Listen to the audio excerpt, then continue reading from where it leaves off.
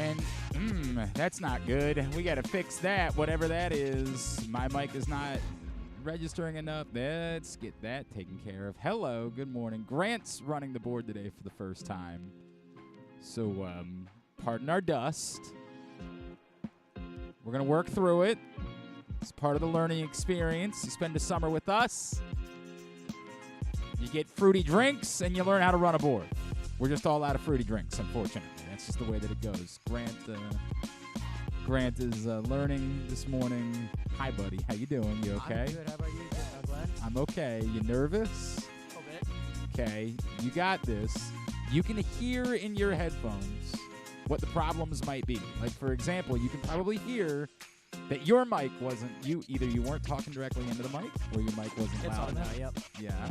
But even after that, even after you turned it on, that was the problem. You can hear what sounds good and what doesn't sound good, and you got to react accordingly and aggressively when you're running a board. You got to move quickly in order to fix the problems. We got a packed house here on a Monday edition of the program. I'm here. Griffin is here overseeing Grant before Griffin departs for the rest of the week. He's going to be away. Then Carson is here. He's no longer Carson Weekly because he's going to be like Carson. He's going to be basically Carson Daily pretty soon because he's got to put in more hours or something like that. So I'm away next week, so that's not a good week for that. This week we figured he'd do some of that, and we'll go from there. And as I mentioned, Grant is running the board. So hail, the gang's all here. It's a shame we only have 2 cameras working, but it's what it is. We will continue to try to get that fixed throughout the course of the week. Coming up on the program today, we will get ready for Orioles-Dodgers. Big series in Baltimore this week. The great Jerry Hairston, former Oriole, now with Sportsnet LA. He will check in with us in a bit to preview the Dodgers. Also coming up this morning, Darryl Morsell, Baltimore's own, and former Terp. We, of course, remember he finished up elsewhere, but Darryl Morsell is going to check back in with us. He is playing for Team Shell Shock in the basketball tournaments, the first ever time that there's been a University of Maryland alumni team participating in the basketball tournament. He'll tell us all about that. I don't know if there's any awkwardness there because when he left and finished elsewhere, did he? I don't know. We'll talk to Darryl Morsell about all of those things. Also, Jeremy Conn joins us this morning. We think, anyway, because the last time he just didn't. He just said, sorry, have to cancel. I have bigger and better things to do. I did confirm with him today. Then he nearly accidentally gave something away over the phone when we called. Oh, I meant to ask It was what like that was. he was like, "Dude, you're not gonna believe this," and I was like, "Shut up, shut up! You're on the air." That's the way that it goes. So we're scheduled to chat with Jeremy anyway. Who knows? Maybe he big times us again. We'll see how it plays out. All coming up on the program today. Orioles have won 8 in a row. Woo, boy! Just go ahead and play the World Series now, right? Like, let's make Orioles Dodgers one of them this was ever week. in doubt either. Correct. No Sunday scaries at all in the 9th inning. Let's cover a few things. So, obviously, news-wise, the big news is Grayson Rodriguez returns to the rotation tonight, as was expected that Grayson would, be back on the team at least. And I had said I could listen to any sort of conversation about what it looks like. I know it's heartbreaking for our friend Stan because he is the Cole Irvin truther of the group. Well, he's not going anywhere. He's going to stay on the team, correct. He's going to stay on the team. But, prioritizing Grayson Rodriguez over Cole Irvin, I get. Now, to what end? This is the goofy part about all of this, is that we know that Grayson Rodriguez is not here to start every 5th day for the rest of the season in the playoffs. That's not going to happen. He could pitch brilliantly, and that's not going to happen. He's 17 innings away from his career high.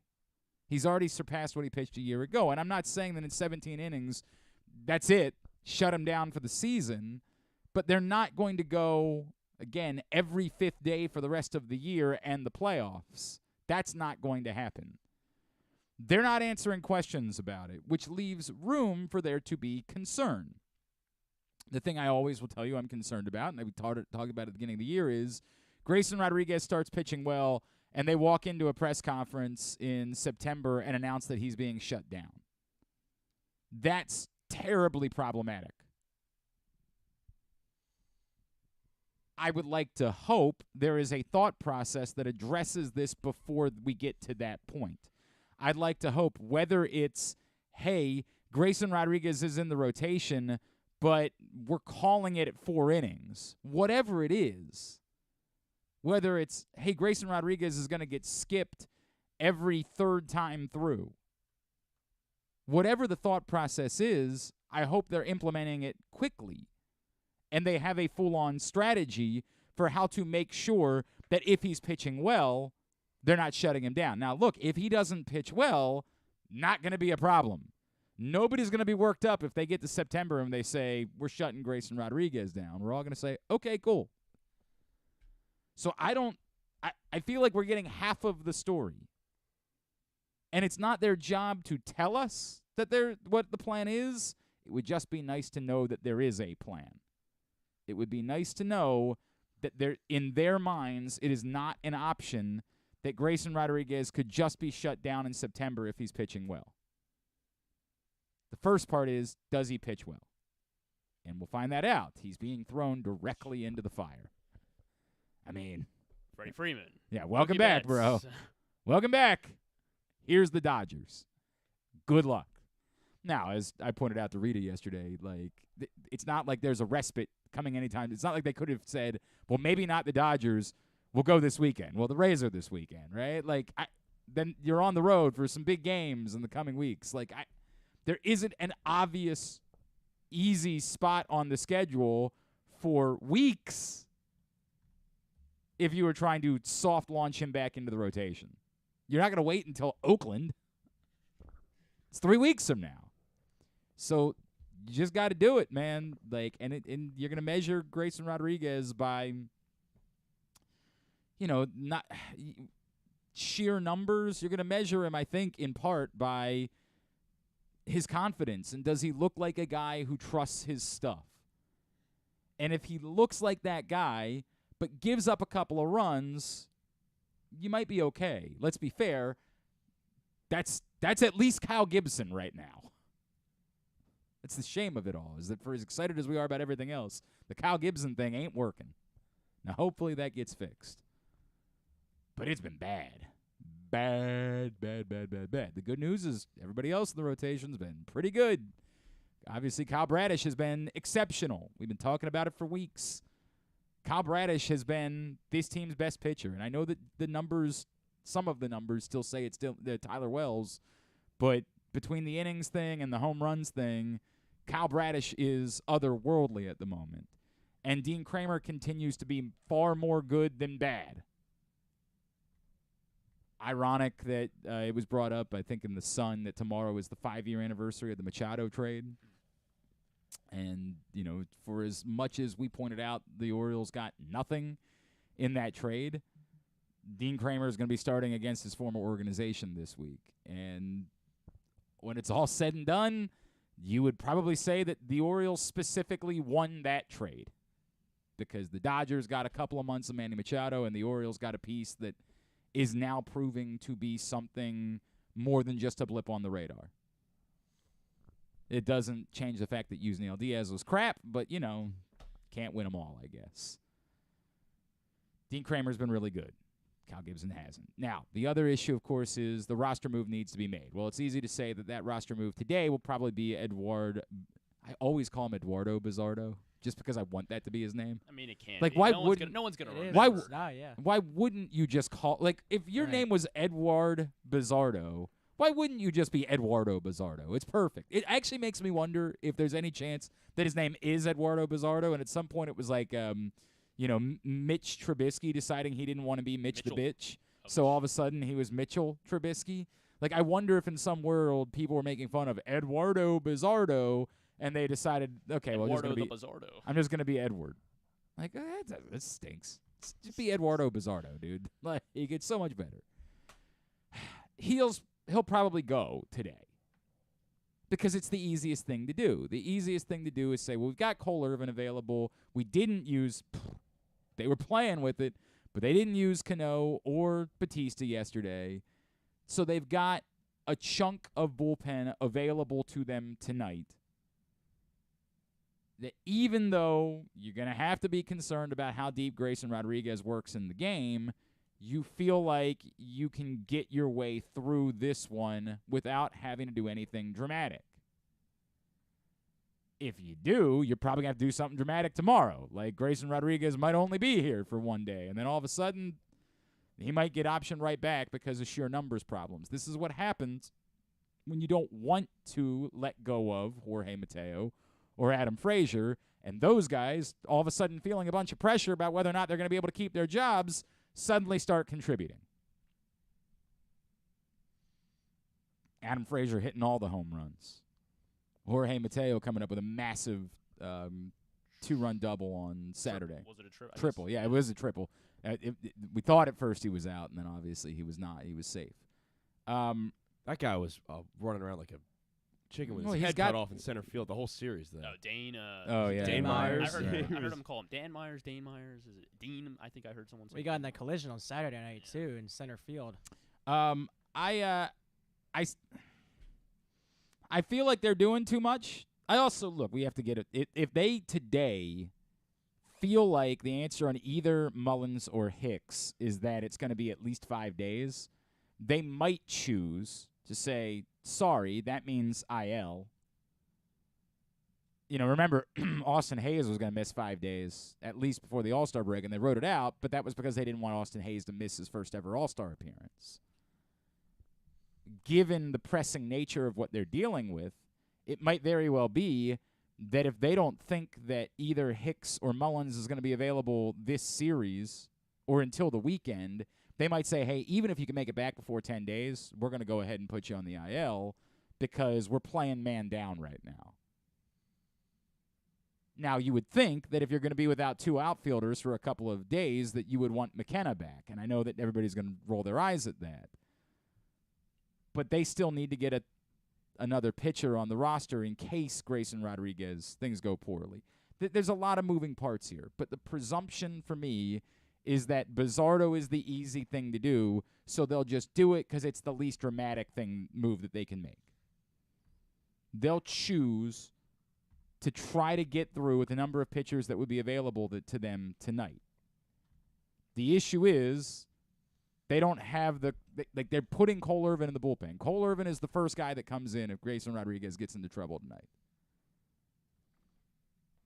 So after that point, there's no other emergency. If Grayson Rodriguez's trouble is in the third inning, you're going to need 4 innings from Cole Irvin.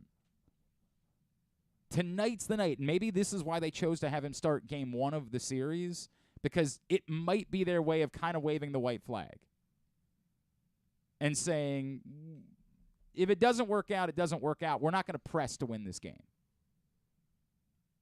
We'll deal with it. We'll just let Cole Irvin get beat up for 4 or 5 innings, and then we'll make a roster move as necessary tomorrow to address that. But we're just not going to lose Tuesday and Wednesday based on the results tonight. Again, the hope is that none of this is a problem. That Grayson Rodriguez looks great, that he comes out, that he delivers you 5, 6 strong innings. You feel good about where Grayson Rodriguez is. You get maybe Bauman through an inning. Cano, Batista, you're good. But if it doesn't go that way, there could be implications. There could be implications. There could be implications for what that ends up looking like. We'll see. When you've won 8 in a row, you know, it's not the end of the world if you lose game 1 of a 3-game set. Really, it's not the end of the world given the fact that you're playing a National League team. This is not a team that you're going up directly against for anything in the playoff race, any sort of tiebreaker, anything along those lines. Nothing about this series is the end of the world. But it would be a hell of a statement to make to follow up on everything that you've done by then also turning around and winning a series against one of the best teams in the National League and a legitimate World Series contender. Would be a hell of a statement to make to the rest of baseball about where you are. Asking a lot to try to do that, starting off with Grayson Rodriguez. They got their back end, though. We were facing their last 2. Yeah, that is the good news with Dodgers. Tonight, who is it? Sheen? Yeah, So- Sheehan and then Grove Well, tomorrow. he started. Tomorrow. His first career start was a no-hitter.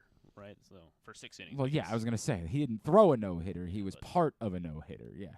Dodger pitchers. Just That's always, fine. It's not quite the same thing. And you could definitely see if we'll probably have an answer. And by it's a Wednesday. Rios on Wednesday, right? Yeah, it's a Rios. And that, I was gonna say that is that McKenna would probably come up if there's an injury where someone has to go on the IL because it's a left-handed starter. McKenna would be No, perfect yeah, it would to be the slot option, right in there. right.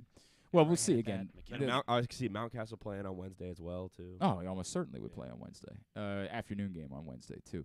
But yes, we'll see what the word is on Mullins and on Hicks throughout the course of the day. The Orioles said yesterday they thought Mullins was just day to day, and the Hicks was just some soreness. So none of those things sound overwhelming. But when you're playing men down, particularly when you're playing two men, it's a difficult game to play. And at some point, you might have no choice but to say, sorry, if we don't know that you're going to be back by Wednesday, it's going to have to be IL. 10 days, all good. We'll deal with it then and then address it from there. Now, you're constantly delaying an ultimate decision that you might have to make. But such is life. I get why they're not in a rush to just go ahead and make that decision. I understand it, particularly not when those guys are contributing. I mean, that's the reality of it. My column today at PressBoxOnline.com. By the way, today's show is brought to you by your local Toyota dealer and buyatoyota.com. The Toyota Tacoma comes in a range of models and trim lines, so you can choose the perfect Tacoma to reflect your unique personality and driving habits. Check out buyatoyota.com for deals on new Tacomas from your local Toyota dealer today. By the way, and you know what? Let me just, before I get to my column, John, I love, and I understand everybody feels this way. John from Little Rock, I'm done with all the games they're playing with Grayson Rodriguez. Just put his ass in the rotation and let him figure it out. This yanking around and babying with innings counts is BS. I have had people that have suggested that pitch counts or innings things aren't actually helpful. You just got to let a guy go figure things out. And that there is no scientific proof about which pitchers are more likely to get hurt and which ones aren't. And there is a part of me that listens to those arguments. There's also the other part of me that says, I tell you who the guy is that you're not experimenting with. You're not experimenting with the only young pitching prospect in your entire organization. If this was Drew Rom, maybe I'd feel differently, right? This is Grayson Rodriguez. Grayson Rodriguez, even if we believe that Kyle Bradish is proven, Tyler Wells is proven, we're not yet at the place where we believe that those guys have number one type of stuff. Now, at the moment, you could say in the last 30 days, Kyle Bradish has had number one type of stuff. I believe somebody was sharing that yesterday on Twitter. Might have been my friend Spencer Schultz who was sharing that, like, his stuff plus has been as good as anybody's in the American League for the last month. And maybe Kyle Bradish will feel that way by the beginning of next year. But the Orioles have to determine someone who can be top of the rotation. And Grayson Rodriguez's stuff is good enough to be that guy. Now, whether he'll be that guy or not, I'm not sure. They're not experimenting with Grayson Rodriguez. They're not going to do that. They're not going to say, hey, let's just see if we can do it another way than everybody else does and make it work. Let's just see if we can push him and see if it'll make it work. They're not going to do that, and I understand that, and I don't think they should. He's too important to how this all works out. So I understand the argument. I'm not telling you there's nothing to it. I just don't think it's going to happen with Grayson Rodriguez, and I don't think it should either.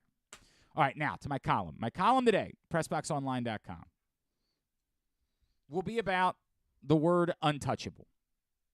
It's a word that's come up a good bit over the course of the last couple of weeks as it looks more and more real that the Orioles will be active at the trade deadline. That's still to be determined, exactly what is out there, what they're willing to spend, the whole deal. But whether it's for relief pitching or a starter or whatever, there's a continued belief that the Orioles will be active. And if you're going to be active, you're going to have to pay a price. as much as we would all like, it's so funny whenever I see, there was somebody who put out a graphic, and I wish I could remember who it was. There was a graphic floating around about a hypothetical Corbin Burns trade. By the way, Corbin Burns has started to settle down. He was shoving on whatever that was, Friday. Yeah, like his numbers have steadily improved. He's starting to look like Corbin Burns a little bit more again.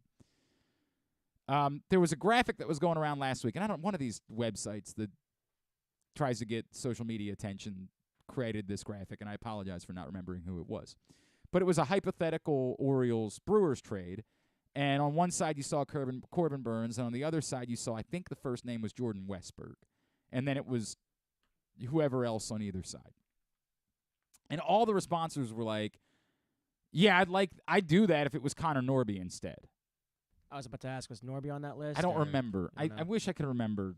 It's going to drive me nuts. Corbin Burns, Orioles. Let's see if I can find this graphic, because it was flying around. I can't find it now. Of course I can't find it now. Why would I be able to? Oh, here we go. It was from FanDuel. FanDuel's prospective trade. Quote, who says no is how they captioned the graphic. Of course, we're friends with FanDuel. Orioles receive Corbin Burns. Brewers receive Jordan Westburg, D.L. Hall, Max Wagner, and Juan Nunez. The response from Orioles fans, no way, not a chance, not going to happen. But a lot of it was, well, switch out Westburg for Norby and we can talk. Because this is the way that we do trades. We don't want to do the thing that you want to do. We just want to give up the guys that we're okay with giving up. We just want to, like, Westberg's here now, so we don't want to give him up. We could give up Norby. We've made peace with Norby being gone, but you can't have Westberg because he's already here. That's what we do. There's no flip side thought process, which is if you're the Brewers and you still have another year of control of Corbin Burns, why are you giving him up for a package that doesn't net you a legitimate top guy? Especially from us, because no GM at this deadline wants to, because obviously everyone's saying that, no one wants to trade from our top pool of guys, but no GM from another team Wants to go take- back to their front office, and they're going to say, you made a trade with the Orioles and didn't get, Kaiser, Westberg, one of those guys. Kobe Mayo, Kerstad. You didn't get one of them, and so who did you get? So I'm not telling you that I want to make this trade, but I understand that the cost of getting a top pitcher with control is not just going to be the trash that you – no offense. Sorry, that's unfair to say. The secondary parts – it's totally unfair. That's nonsense. The secondary parts that you want to give.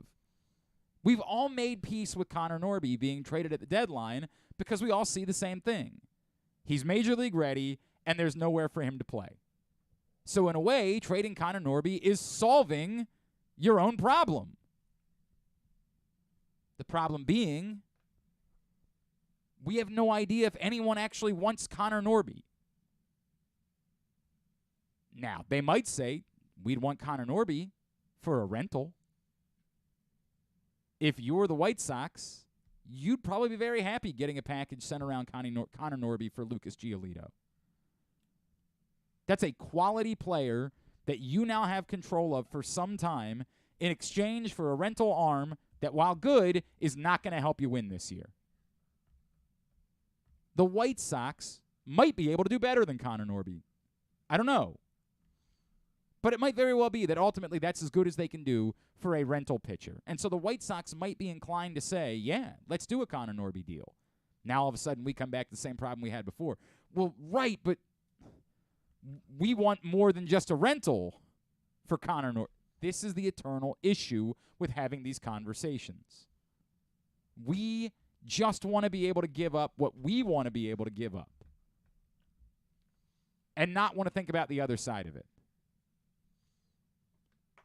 Ultimately, if that was the price for getting Corbin Burns, if it was gun to your head, yes or no, I might say yes.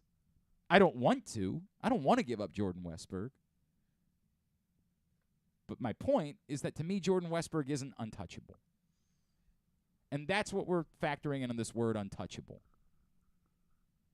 this list that we're talking about of guys that are who's untouchable doesn't mean everybody else is somebody I want to get rid of. It's who are the guys that there is no practical. And let's be fair about this. When we talk about untouchable, there's always the person that's going to say, like, well, what if the Shohei Ohtani says he'll re-sign with you immediately? Then you wouldn't be willing to trade Jackson Holliday for Shohei Ohtani straight up? We're talking about within reason. Within the context of a trade that is available to be made. Who's untouchable? And I spelled it out in my column that'll go up today at PressBoxOnline.com. Untouchable right now for the Orioles are who? Adley, obviously. Gunnar at this point is untouchable. Jackson Holliday is, of course, untouchable. There's not going to be a trade that you can make. Like, in some world, I was trying to think about, if we went back to last year and how Dylan Cease was pitching then and how much control he had. That's a discussion. It's still ultimately, like, Jackson Holliday is so special at such a young age that you probably still would say no. But there would be a world in which a different number one overall prospect might not be too much in payment for a legitimate top-of-the-rotation pitcher with lots of control. But, of course, 1 year later, you would have felt really stupid about that because Dylan Cease hasn't backed that up in any way. 1.34 whip, 4.18 ERA. He's been yeah. okay. Mid. But a year ago, he looked like a Cy Young, yeah. Yes, star of stars. Jackson Holliday is untouchable. All of the relevant pitchers are untouchable. Kyle Bradish. Not necessarily Wells. because of them, but because of the lack of what you have.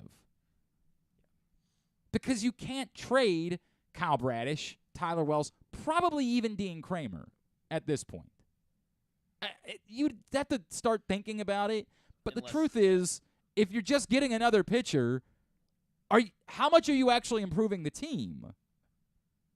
Dean Kramer isn't untouchable to me in the offseason. He's not untouchable to me big picture. It's that at the deadline, in what you're trying to do to improve the team now, you can't better your team by swapping one pitcher for another pitcher. You need all of the pitching you have plus more pitching. Goes for the bullpen as well. Obviously, Felix Bautista is untouchable.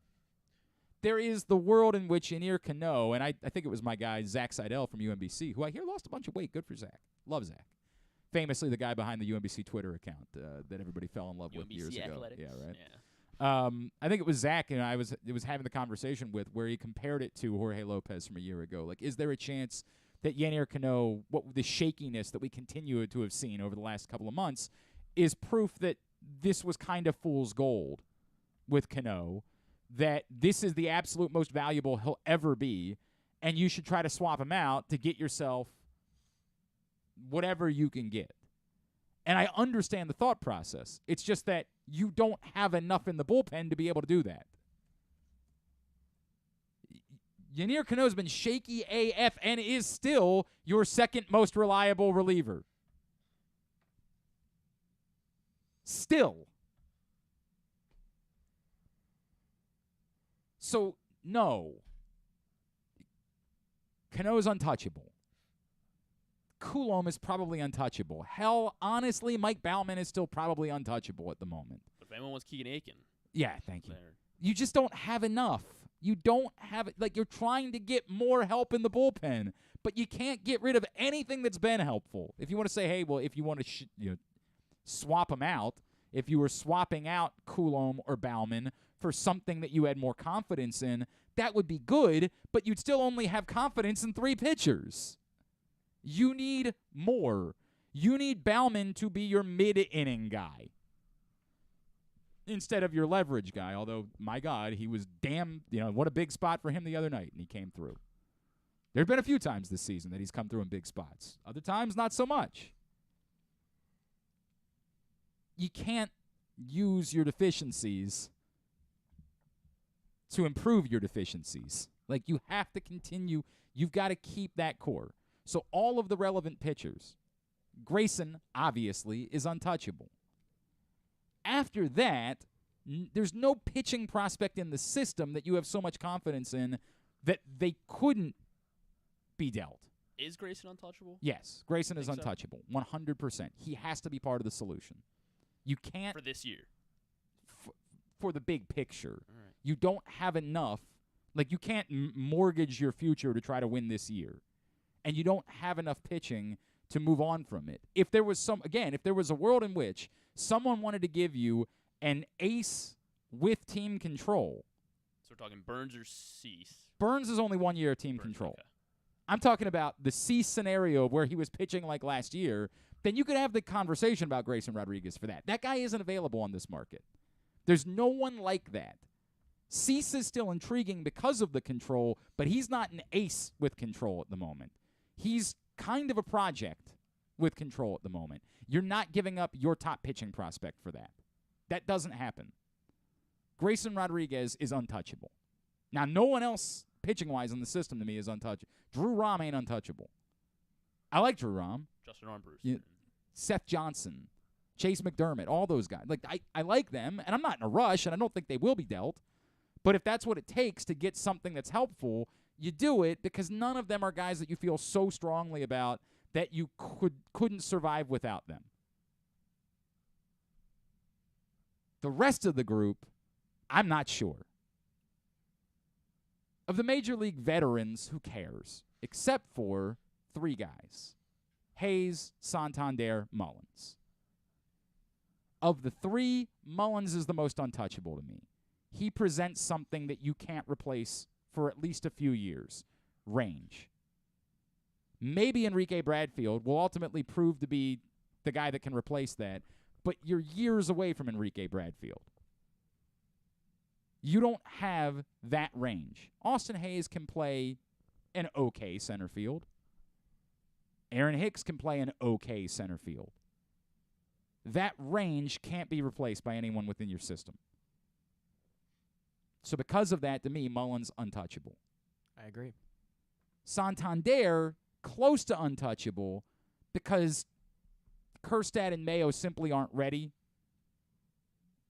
So he's pretty close to untouchable. You can't trade away the one threatening power bat that you have in a lineup without getting another threat. Like, you'd have to be trading him 1-for-1 for another threatening power bat. The only reason why I didn't immediately say it is we still do have to have the conversation at some point that Santander only has 1 more year of team control, and we have no knowledge of what the Orioles' plans are.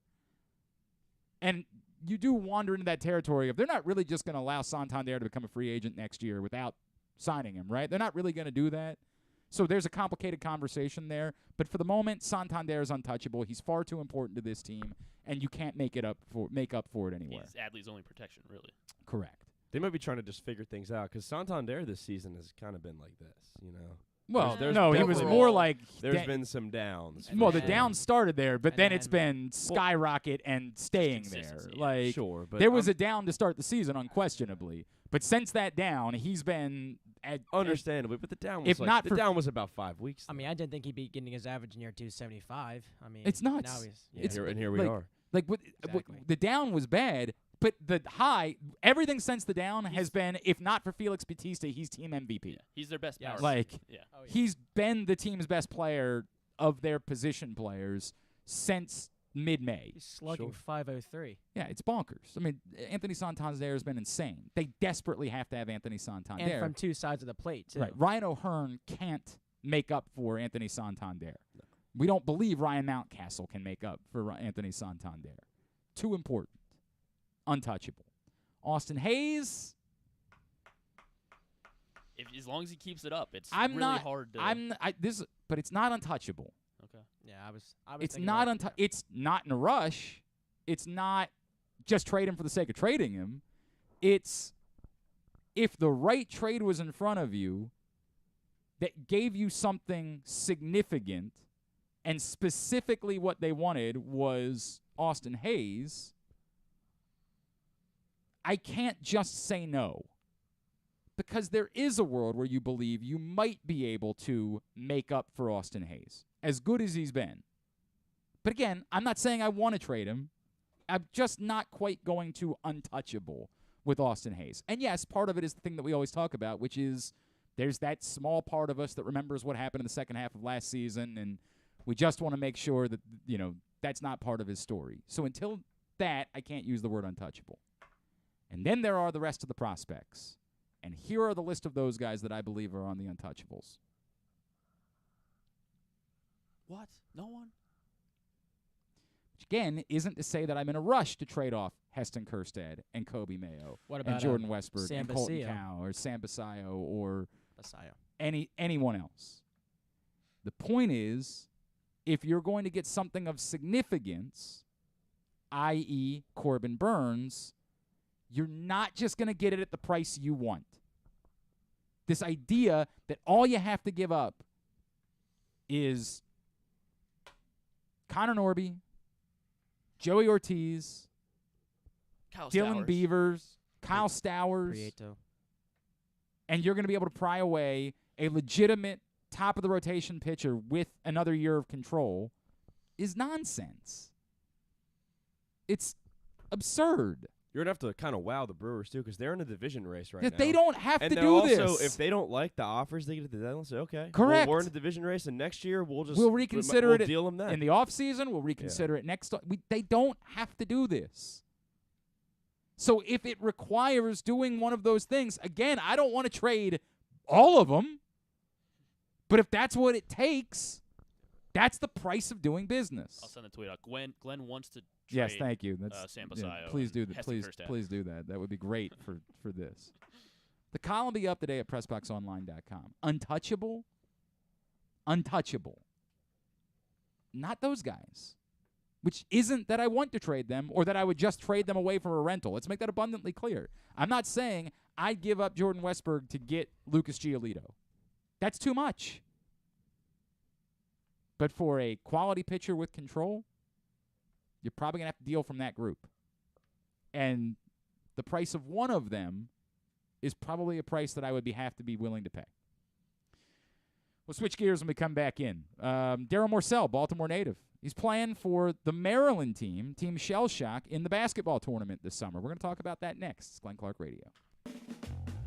It's another exciting weekend of affordable family fun at Prince George's Stadium with the Bowie Bay Sox. Weekend starts on the 21st with our Bowie Pit Beef Night. Come on out and grab a bite. Back-to-back fireworks carry on to Saturday with the Island Luau, a free Bay Sox Hawaiian shirt to the first 750 fans. And it closes on Sunday with Heroes Day. Bay Sox jerseys auctioned off to support local charities. Get your tickets now by calling 301-805-6000 or anytime online at baysox.com. The Bowie Bay Sox. Let us be your 9-inning vacation.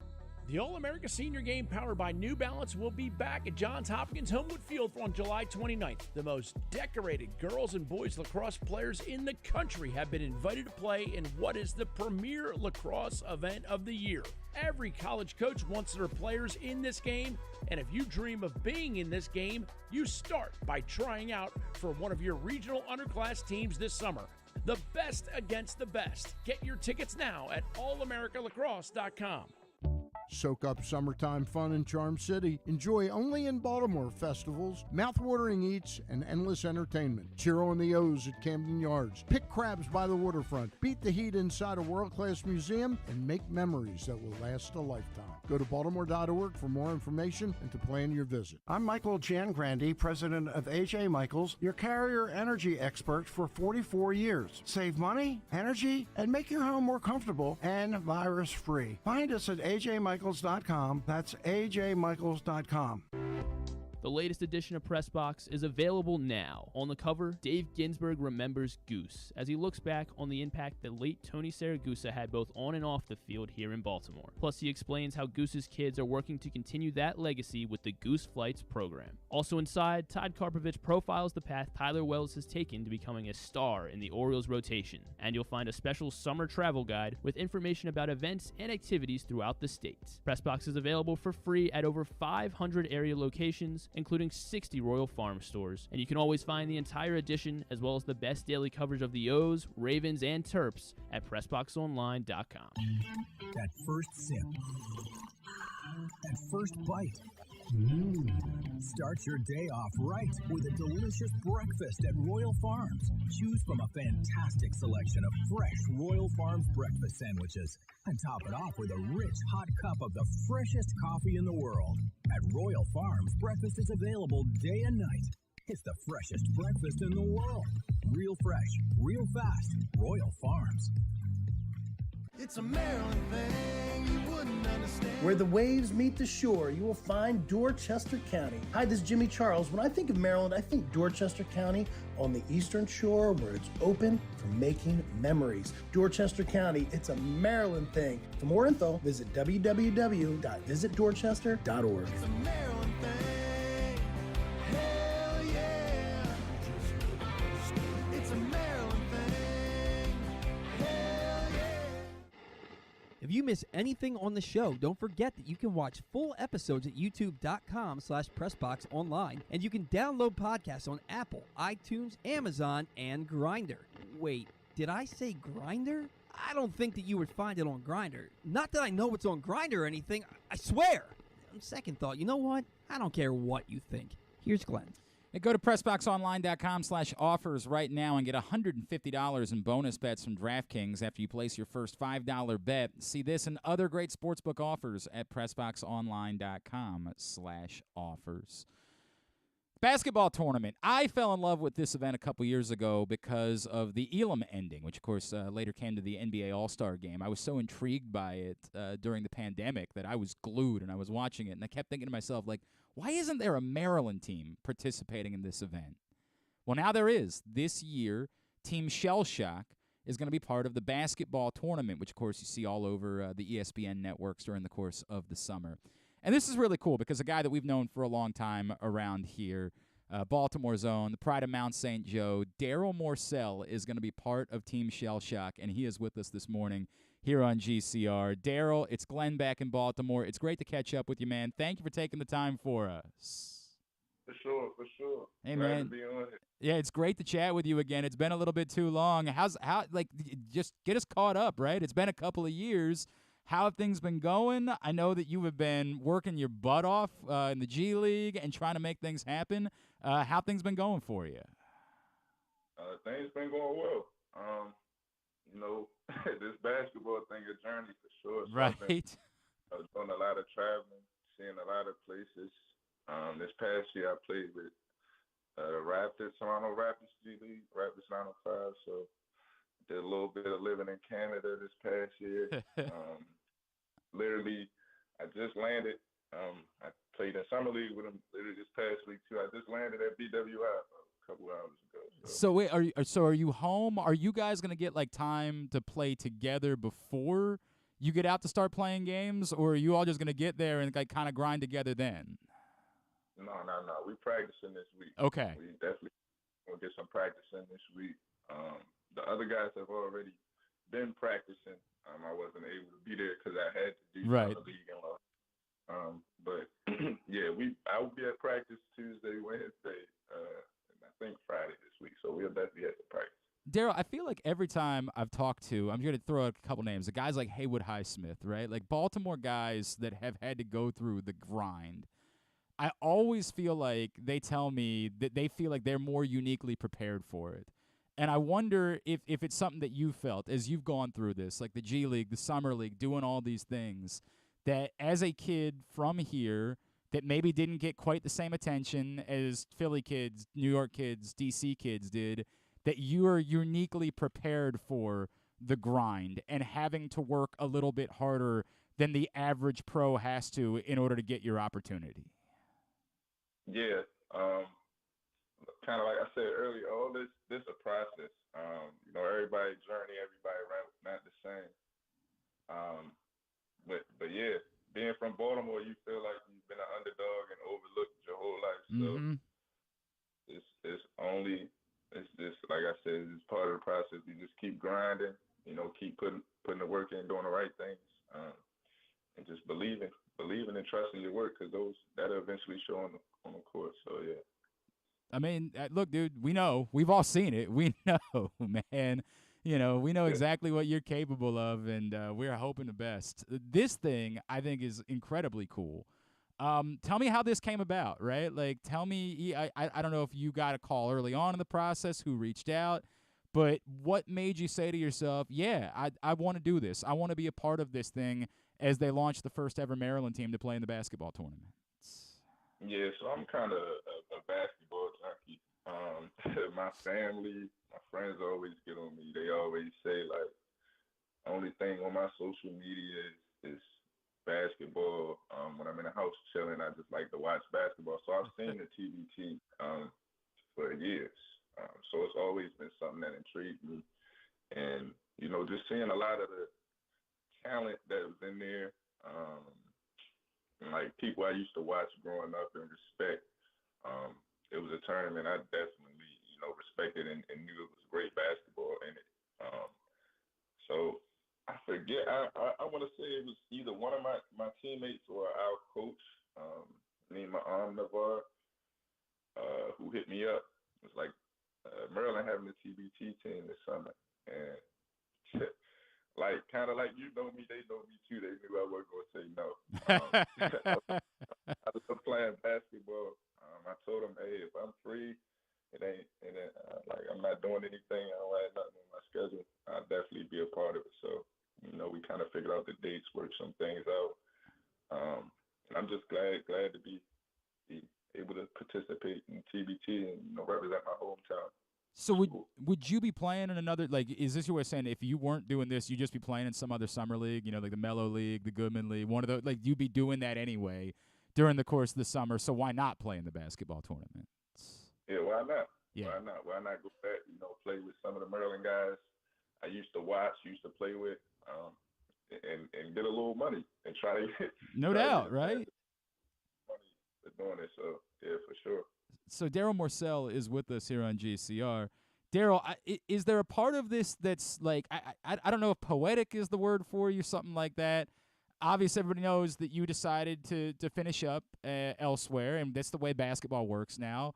Is there something kind of cool for you about being able to come back? It's not putting a Maryland jersey on again, but about the closest thing you can do to putting on a Maryland jersey again. Is there something about that that's kind of cool for you? For sure. You know, being from Baltimore, watching Maryland growing up, you know, like I said, getting this opportunity to represent my hometown, university, playing with guys that I used to watch growing up that went to Maryland, it's definitely special to me. It's not the only TBT team that reached out to me to see if I was willing to play. So I definitely wanted to be a part of the Shell Shock team, and hopefully we could just, you know, keep building on this for years to come. Make this an annual tradition, right? Like, make Shell Shock one of the powers in this tournament, the way that a few other programs have been. Have you found yourself like reaching out to other dudes and saying like, "Hey, yo, we could use you too, right? Like, we could use." I know there's a few other guys. Like, I think Jake was going to try to be part of it, but you know, he's got other things to do. Like, did you find yourself, you know, doing some of your own campaigning to get guys to come back and play for the team? Yeah.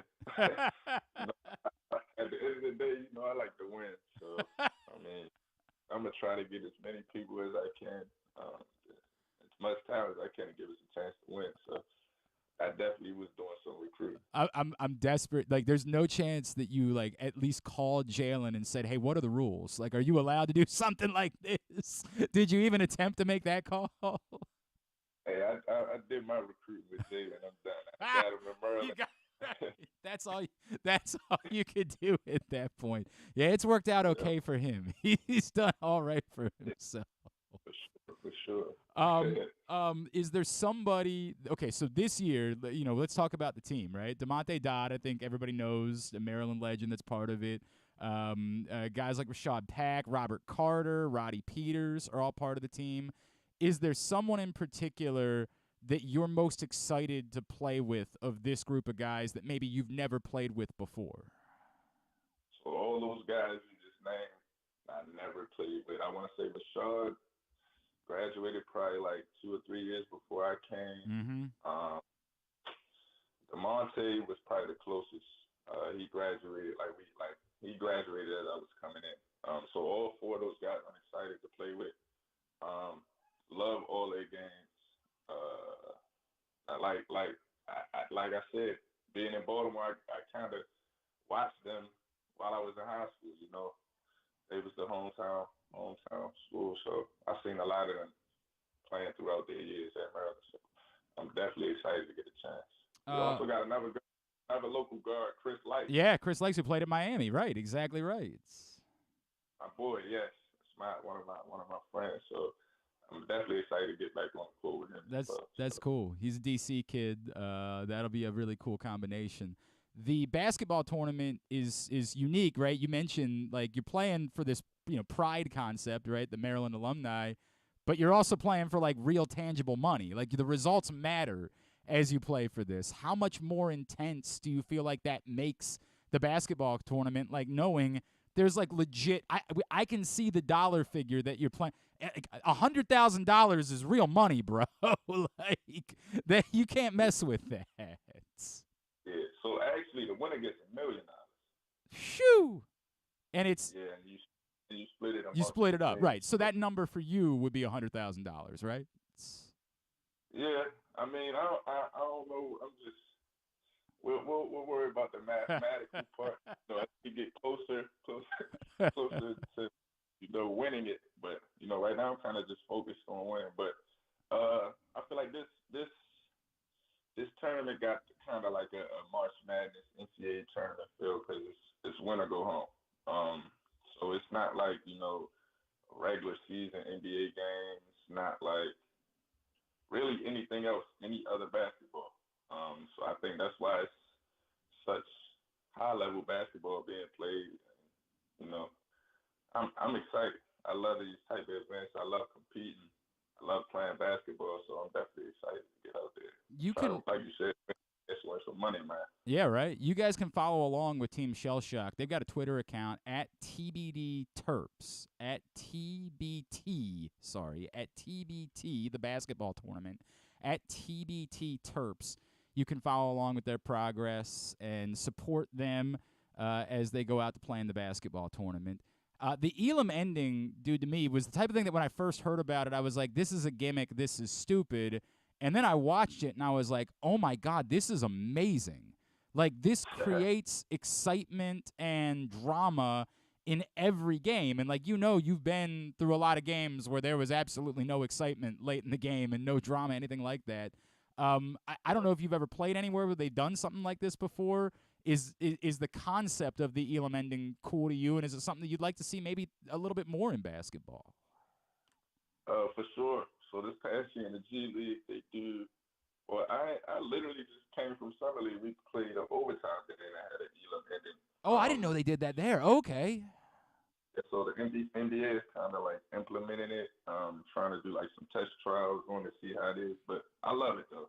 I feel like it adds another, component of, thinking the game of basketball. And like you said, it make it a lot more interesting at the end. Score 95, 94, game to 98.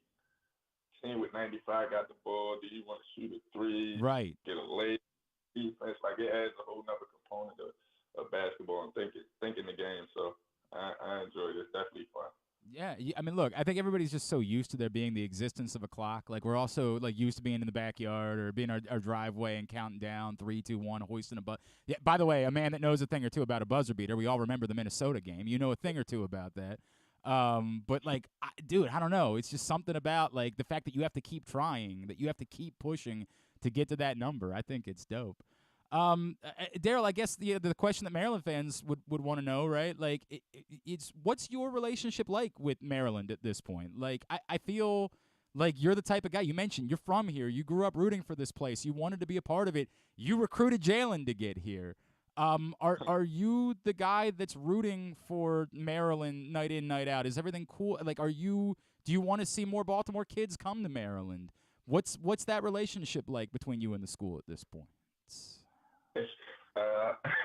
Everybody always asks me this and all this, but like I love Maryland. I went to a couple games this past year. I have a relationship with Coach Willard. I know him. I've actually been since I've been home this summer. I've been up to College Park, to see some of the guys. That's awesome. To play a little bit. And they still got that Baltimore. They still got that Baltimore connection up there with Julian Reese. And now we have a fresh John Lamar up there. So I'm definitely trying to still help the program. I talk to Julian all the time. But yeah, I'm big Maryland guy, big Maryland fan. I'll definitely be back through to some games this year again. So. We love hearing that. You haven't put in like a good word with Derek Queen yet, have you? You haven't maybe made a phone call like, hey, this has worked out for some other some other Baltimore big men over the years. Yeah. We're gonna move slow with that one, but yeah, I'm ready to give my pitch. Coach Willard just gotta give me the word. I'm ready to give my pitch. That's cool. Did you have that relationship with Coach Willard beforehand? Had he tried to get you to Seton Hall at one point? Was that something that you had already established with him? So at Maryland, we had played Seton Hall. Right, yep. Back. And then when I went to Marquette, he was at Seton Hall. We were in the same conference, so we played each other 3 times. So. That's cool, man. That's cool. That's a cool. I think it says something about him that like he's prioritized like reaching out, right? Like that's a for you not being his guy necessarily. Is there something about that means something to you? No, for sure. Coach Willard looks out for all the older guys, all the people that went to Maryland before. He's actually kind of been a part of this TBT thing, kind of helping us. Wow. He's big on just having alumni come back and get back to the younger kids. So that was probably the first thing he did when he got there last year. I want to say he got there like last summer. Within a week or two of him having the job. There's nothing I ever seen though, but like within a week or two of him having the job, he had a lot of the alumni. So I would say Bruno, Anthony Cowan, like Byron Newton. It was probably like 20, 30 of us. We all had a dinner with the guys that was on the current team.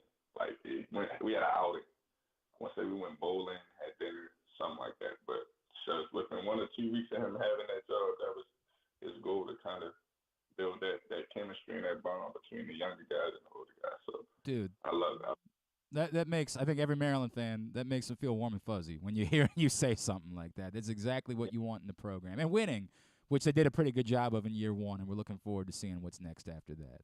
We're looking forward to seeing what's the winning that Team Shell Shock is going to do in the basketball tournament this summer. Just a little bit more than a week away from getting things underway. Darryl, let's get caught up with you. I know it's at 410D_ on Twitter. What about Instagram and whatever else can we plug for you at this point? That's really it. I'm not too big on social media. But yeah, the Instagram is my Twitter is 410D_, and then my Instagram is my name, Darryl M, and then an underscore. So that's really it. I don't really do the TikTok, Snapchat, all that other It's stuff. It's a lot, man. It's a lot.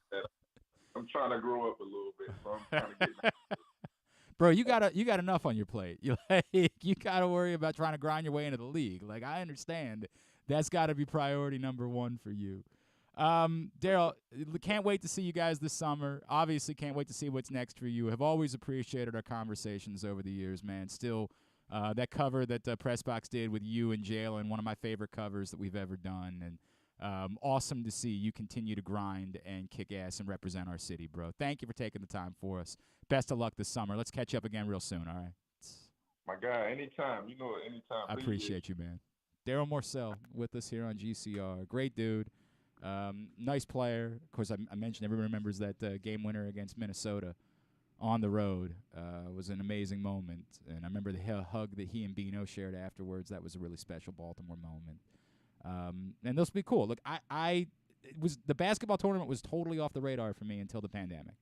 And then it was one of the first sports that came back, and I had made fun of the Elam ending. I was like, this is so stupid. So if you don't know the Elam ending, like from the last time out, and I don't remember the number, I think they add 7 points or 9 points?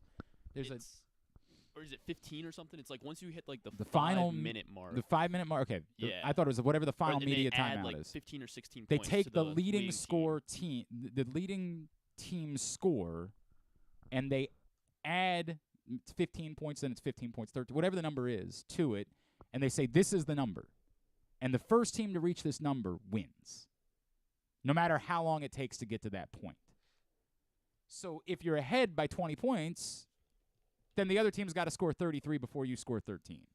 Okay, so it's only 8 points. It's They add 8 points. Okay, Yeah. 8. I don't know why I thought it was the more, other but- team's got to score 28 before you score Correct. 8. If you're ahead by So if 2 it's- points, Yeah.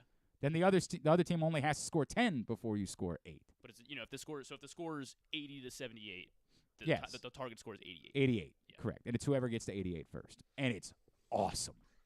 And by the way, it was the thing that made me reconsider the extra inning. Like, I wrote a whole column about this. I hated the idea of the extra inning runner on second. I thought it was a gimmick and stupid. But then I had said the same thing about the Elam ending and then watched it and was like, oh, my God, this is great. And I wrote a whole column saying, I know I've been making fun of the second runner on second and then extra innings, but, like, maybe we should give it a chance. And as it turns out, it's the greatest thing that's ever happened to baseball. It's perfection.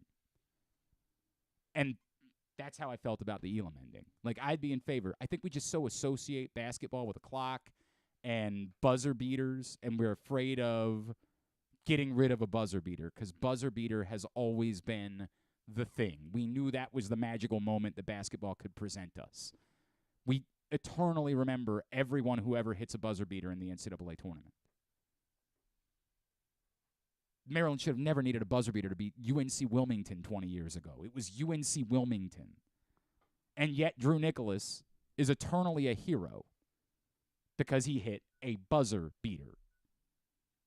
Well, the Elam ending takes away the buzzer. So you would say you'd be getting rid of the most exciting play in baseball.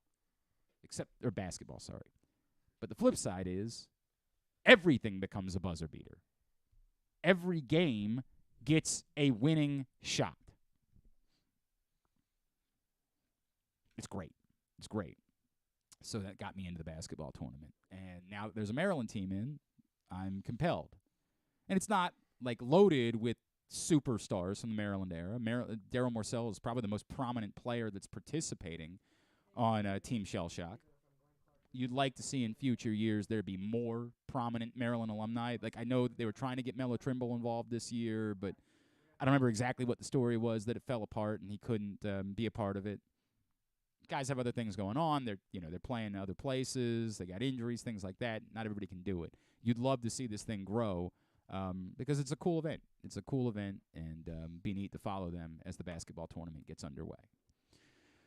All right, hour number 1 of the program is in the books. On to hour number 2 of the show, and on to a big baseball series in Baltimore tonight. Orioles-Dodgers for 3 games starting tonight in Baltimore. Whenever the Orioles face the Dodgers, it always gives us an excuse to catch up with one of our favorites. He is a former Oriole. He is with Sportsnet LA. And, by the way, he just launched a new podcast and really slummed it with his first guest. All he could manage to get was Barry Bonds. Pathetic, lame. We've got Jerry Hairston. That's so much better. Jerry Hairston Jr., and he's with us now here on GCR. Jerry, it's Glenn in Baltimore. It's always good to catch up, man. Thank you for taking the time for us. Anytime, Glenn. How you doing? I'm good, buddy. Yeah, not a bad way to launch a podcast, bro. Yeah, I mean, we wanted to make sure that we had interesting guests, and me and my boy, Stephen Bishop, who's an actor, also a former professional baseball player, was with the Orioles minor leagues system long time ago. Okay. But we wanted to make sure that we had interesting guests, and Barry Bonds is a good friend of ours, and I'm glad that Barry decided to do it. And I'm glad that he was very open about a variety of topics, not just about the Hall of Fame. He was incredible, very forthright, an interesting hour of talking with Barry Bonds, not just about the Hall of Fame, but about hitting this generation, past generation, what Tony Gwynn meant to his career as a hitter.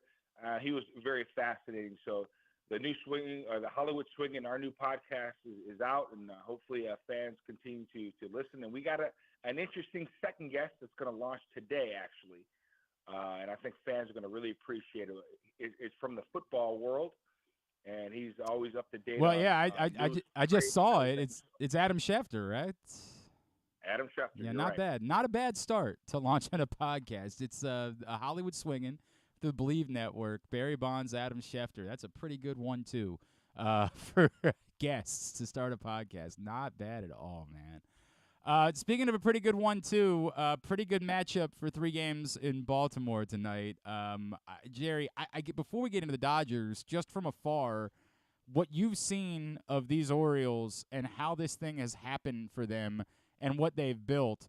How impressed have you been? How much are you a believer that this team is legit and real, and it's not just a fun story anymore, but a team that maybe has a real chance of doing something serious this season? Yeah, and that's a great point. Not only are they legit, they have staying power. This is not a one-year thing. This is the thing they're starting to build that they can make a serious run the next 5, 6, 8, 10 years, especially with the draft picks they had recently, with their pitching. Their bullpen right now is arguably the best bullpen in all of baseball. They're energetic. They're fun. They know how to play the game. They're managed extremely well. So they are, in my mind, top 3 team in all of baseball. And the Dodgers understand going into Baltimore, this is not the Baltimore Orioles of 3 or 4 years ago. This is a team that's serious contender to not only compete for a playoff spot, but a serious World Series contender. It's so wild to hear you say those words. Like, just saying those words gets me all tingly inside. I mean, Jerry. they do everything. I mean, you look at their team. I mean, they do everything well. And they believe in each other. That catcher you guys have, are you Adley kidding me? Rutschman's. Yep, he's legit. He is an absolute stud. He's the type of guy you want to lead a franchise. What he did in the home run derby. I'm so glad fans got a chance to see him on that big stage. Oh, by the way, I'm launching balls, from the left side. I'm going to switch over to the right side and start launching as well. What a show. I mean, that was just so great for Oriole fans, but really the game of baseball. It was good for him and his father. Incredible moment. There's so many good young players in the game today, and Baltimore Orioles have one of the best. And they have a couple. On the other side is the Dodgers, Jerry, and they've got a few decent, yes, we're excited here, but there's Mookie Betts, and there's J.D. Martinez, and there's Freddie Freeman, and, there's plenty over there. I know at the beginning maybe there was a little bit of a tough stretch, but, don't look now. The Dodgers seem to me to be looking like they're the Dodgers again. I think this has been manager Dave Roberts' best job as manager. Okay. They have been crushed with injuries. We just got Julio Urias back. He's been out for a while. Tony Gonsolin was out. We know Clayton Kershaw, he's out now on the IL. We've had to plug and place different guys in the starting rotation. We have a rookie going for us tonight, Emmett Sheehan, who really has been outstanding. We called him up from Double-A. Really, we would have loved to have had him another year and a half in the minor leagues, but because of all the injuries, he was rushed to the big leagues. Bobby Miller, same thing. He pitched last night. So we've had to have our young guys really help us out in the starting pitching department, and offensively, they've done an incredible job. Our 1 through 4 guys, starting with Mookie Betts, Freddie Freeman, Will Smith, J.D. Martinez, I'll put up our 1 through 4 against any 1 through 4 in the big leagues. They have really carried this offensive load, and they've been fun to watch. So we're chatting with Jerry Hairston here on GCR, head of Orioles Dodgers. You mentioned we're going to see Sheehan tonight, Grove tomorrow. They're the 2 guys that we're probably not very familiar with here in Baltimore. You talk about Sheehan. What is it that we're going to see? The Orioles are throwing their young pitcher tonight, Grayson Rodriguez. What is Emmett Sheehan bringing to the table tonight? Well, Sheehan has a really good fastball up in the zone. It kind of gets on you a little bit. It's kind of a short arm type of thrower. He'll throw 94 to 96 miles an hour, but the way their hitters react, kind of reacts like it's 97, 98 up in the zone. Really good changeup. It's come a long way the last year or so, and that breaking ball is still developing now. He can have a breaking ball tonight and be his best pitch. Again, he's still a young pitcher. He's still finding himself, and he's learning on the fly, which is really cool to see. You want to see young guys given an opportunity, see what they can do against big league teams. But especially a lineup like the Orioles have in Baltimore, it's going to be a really good test for him. What about tomorrow, Michael Grove? What do we need to know about him? Michael Grove is a guy who's a little older, a little bit more advanced. He's a guy who's got plus stuff. Sometimes he has an inning where it just isn't there. I think that's still the development stage of a young pitcher. He's got a really good fastball, really good 12-6 curveball. He needs both those pitches, spotting both those pitches to be effective. Again, when you have two young guys with good stuff, they're still learning how to navigate through a lineup. But again, these guys have really good makeup, really have exceeded our expectations up until this point, and hopefully they continue to pitch well. He is Jerry Hairston. We're chatting with him here on GCR. Jerry, obviously the Dodgers, they're the Dodgers. We're going to assume that they're going to want to make moves and add to what they're doing. I know the Ohtani thing is sort of lingering. What's your gut tell you about how active the Dodgers are going to be and what they're willing to go and do as they try to fortify another World Series run?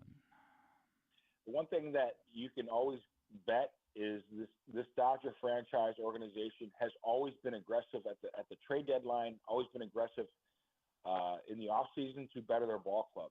They're going to be aggressive. If they're a player or two or three that's out there that they feel that can help their ball club not only get to the World Series but win it, they're going to try to make those moves. Now, on the flip side, other teams have to be willing to trade those guys. Mm-hmm. Now with the wild card, the expanded wild card, there are a lot of teams that feel that they're in it. So it's going to be an interesting couple of weeks. The Ohtani situation, they have a tough decision to make there at Anaheim. Do they stick with him? Maybe they make another run at a wild card spot. I know the last couple of weeks they haven't played great baseball because their injuries have really caught up to them. Losing Mike Trout obviously is huge. But if Ohtani is made available, I have a feeling not just the Dodgers, but a lot of teams are going to be very aggressive trying to get Ohtani to bolster not only their team this year, they're going to try to re-sign him for years to come. Well, I think that's the interesting part, right? Because I think a lot's been made that Ohtani likes it out there. That's why I feel like the Dodgers are such a compelling conversation if Ohtani's available. Do you feel like that? I mean, the Angels are, even for a rental, are going to be asking for a haul. Do you feel like the Dodgers would be willing to do that? I think they would, because if you really think about it, you're getting two players, yeah. You're getting two players, obviously stud pitcher, stud hitter. But what you do is you get a guy and you bring him in the mix, kind of like what they did Mookie Betts. They traded for Mookie Betts, and they wanted him to see this Dodger organization, what it's like to play every day at Dodger Stadium, what's it like to be in the clubhouse with guys like Clayton Kershaw, great leaders. And Mookie just loved it here. So I think that would be the ideal scenario. Get him in the mix, get him in the fold, get him around Mookie Betts, get him around Freddie Freeman, because we know everybody who plays with the Dodgers seems to love it, loves the organization. So that would be ideal. But, again, you never know what the Angels are going to be off or asking for him. And, listen, the Angels here are in the L.A. area. The Giants are the Dodgers' rivals. The Padres are the Dodgers' rivals. Right. The Angels aren't our rivals. Right. Okay? So you can trade him to the Dodgers. Yeah. And we want it. I have friends with the Angels. I'm friends with Phil Nevin. I'm friends with a couple of guys on their coaching staff. I'm friends with GM Perry Menashe, who I think has done a good job. It's just the injuries that have just crushed them. I want them to see them succeed. And if you're the Angels and you see Shohei Ohtani on a different ball club next year, you're going to really kick yourself saying, man, we could have got 3, 4, 5, 6 different stud prospects for him. We missed the opportunity. So, again, I know they're in a tough spot, but if you don't think you can sign him, man, you got to get as much as you can for him. I want to phrase this question the right way, Jerry. How much is the franchise driven by when somebody says, hey, the 2020 World Series wasn't real, that's nonsense, right? Like, it was the World Series, they won it. The flip side is I was very fortunate to get a World Series ring and have it. It's real, right? You've got it. It's real. The flip. It's real. Yes, it was a shortened season. Right. It was. It's not. It wasn't like the bubble, like the NBA, where there are no fans there. The players played in front of fans. Yep. It was in Texas, but they were in front of fans. Tons of Dodger fans were out there. Rays fans were out there. Baseball fans were out there, wanting to see a World Series. So they played in front of fans. Even though it was a shortened season, it was still a World Series, and it was still played. It means everything to the Dodgers sure. and players in the organization. But that being said, I don't care if it was real or not, if fans don't believe it. If you're a player, you win one, you want to win another one. Sure. You want to win another one. So, again, Mookie Betts talks about it all the time. He has that Mamba mentality. It ain't about winning one ring here. It's about winning multiple rings here. And if you want to have an incredible legacy to be like a Babe Ruth, to be like a Mickey Mantle, you want to have multiple World Series rings. So, yes, the 2020 World Series, yes, it was real. But these guys want to win more and more and more, and have a parade here for the. That was the thing, right? Like that was the one that I was going to get to. Jerry was like, is there a part of them that drives them to be able to play World Series games in LA and have a parade in front of the fans at the end of the year? Like, is that something that you hear guys talking about and saying, as much as we celebrate and cherish what we did, we'd like to be able to do that too? Yeah, of course they would love to do that, but a lot of those guys are gone. Yeah. Corey Seager's gone, Kike Hernandez, That's true. Justin Turner, Yeah. Kenley, all those guys on that 2020 team, most of these guys are gone. So, but that being said, when you're on a team, yes, you want to do it for your fans, but you want to win for your organization that year. Yeah. So, again, the Orioles this year, 2023 Orioles, they want to win it. Yep. You know what I'm saying? They want to win it all because you have a team and have a chance to do so. So winning a World Series, it's so hard to do as a franchise. It is so hard. So when you have that opportunity, and if you can go out and get another guy or two to give yourself and increase your chances to win a World Series, you got to take that shot. You got to make sure you give your team the best opportunity to do so, because you don't know when these opportunities are going to come. 5 years ago tomorrow, the Orioles dealt Manny Machado to Los Angeles, Jerry. And I remember we talked like after the trade, and I don't remember what you tried to tell us, if you knew anything at all about Dean Kramer at the time. But while it hasn't been without growing pains, and it's not perfect, and he's not, an ace, Dean Kramer has turned into a really serviceable to quality major league pitcher. Did you have any idea 5 years ago that could have been the path for Dean Kramer? Well, it's one of those things where when you ask for prospects, that's what you expect. When you trade away a Manny Machado, that's what it's supposed to be. You have to get guys that at least are going to be in the big leagues and perform. Now, hopefully it's 3 or 4 or 5 guys, but it's usually 1 or 2 guys. I'm really happy for him. I'm glad that he is starting to thrive there in Baltimore. That's what the trade deadline is about. When teams are ready to win now, you get star players to help that team now, but also the teams that are in that trade, they better themselves too, not just for that year, but for years to come. So I'm glad that he's doing well with the Orioles, and the Orioles were able to get pieces for Manny Machado. At the Real J Hair on Twitter is how you follow him. And as we talked about, Hollywood Swingin', the podcast available through the Believe Network. New one today with Adam Schefter. Jerry Hairston, it's always great to catch up with you, man. Thank you for spending some time. Maybe we'll be chatting again ahead of the World Series, right? Like maybe that'll be the next time we catch up. That would be awesome. And I'm really happy for Oriole fans. I'm happy for that organization. It is really good to see that team winning. And I know, man, coming up in that Orioles organization, Camden Yards was the place to be. It was rocking every game.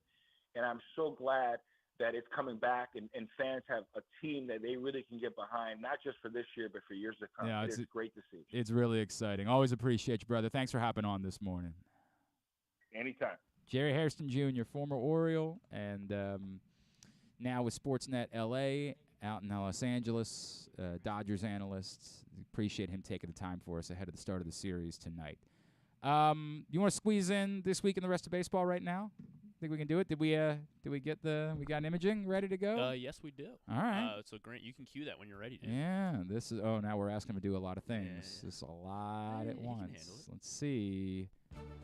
This week in the rest of baseball. Not bad. I like it. Well done. Are we allowed to play the Twib theme the whole time, you think, or? I don't know the answer to that question. Okay. We'll find out. Okay. Let's find out. I'll keep it down. So that's a surprise for me. I didn't know I had that. I like that's what that. you meant. Well done, I like it. Obviously, spent a lot of time talking Orioles this morning. Let's find out what's going on in the rest of the world of baseball. Grant, what you got for us? I was going to do some Ohtani talk, but you guys covered that a lot already. So Was there something new? Was there something? No, you guys pretty much covered what I was pretty much going to say about the Ohtani trade rumors. So Okay. I'll come back to that in a little bit if you want. But one thing I saw was Shane Bieber is headed to the injured list, and he's been another hot name on the trade market. So at this rate, it's a forearm injury. Right forearm inflammation. He's shut down for 2 weeks from throwing, and that ends the day before the deadline. Yeah. I mean, it doesn't mean that it takes him completely out of the equation. But it certainly hurts his stock. Yeah, I mean, it hurts the ability for him to be, pitching brilliantly and for the Guardians to try to get as much as they possibly can for Shane Bieber at the deadline. It doesn't necessarily mean that he won't be dealt. The value of Bieber is that there's still another year of team control there. So much like our conversation about Corbin Burns, exactly, Bieber's a more compelling name. It's just that he's also going to cost a more significant price. I don't think a 2-week Shane Bieber injury is going to make the difference in whether or not you're willing to make that deal. I think the Shane Bieber concept is, do you feel like it's worth paying a high price for someone that you think slots in at the top of your rotation? Shane Bieber has been, maybe not quite as good. What he's been in past years. This season. A year ago, he pitched to a 2.88 ERA, right? A year ago, he was brilliant. This year, he's been, not terrible. Good. He's been good. 3.77 ERA and a 1.24 whip. Like, those aren't bad numbers by any stretch of the imagination. He's not been overwhelming. And then you can start having the conversation. Like, what if you get a better defense behind him? What if he's in a place where there's a little bit more life? Do you get that Shane Bieber again? Exactly.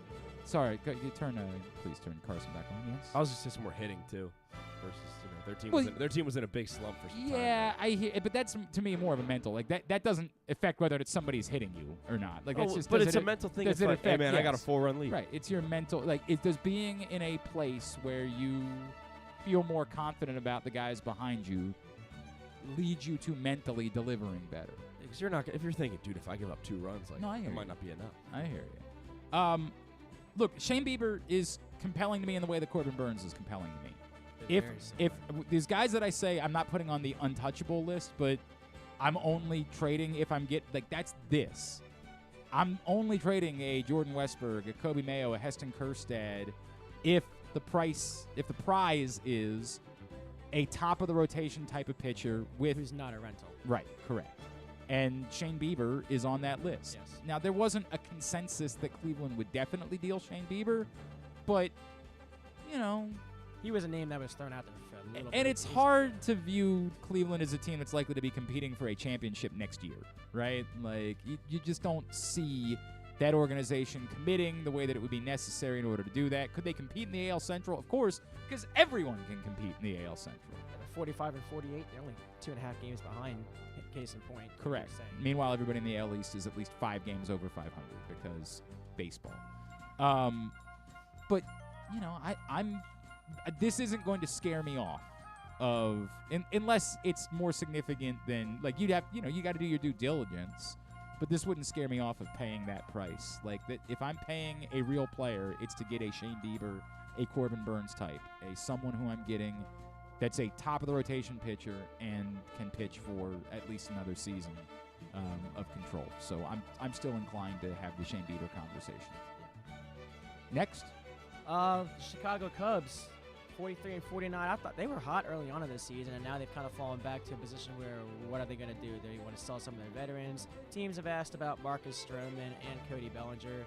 Astros are in on Bellinger, and they're also in on Stroman, but the Blue Jays have asked about a reunion with Stroman. This is his free agent year, Stroman. Well, he's got an opt-out.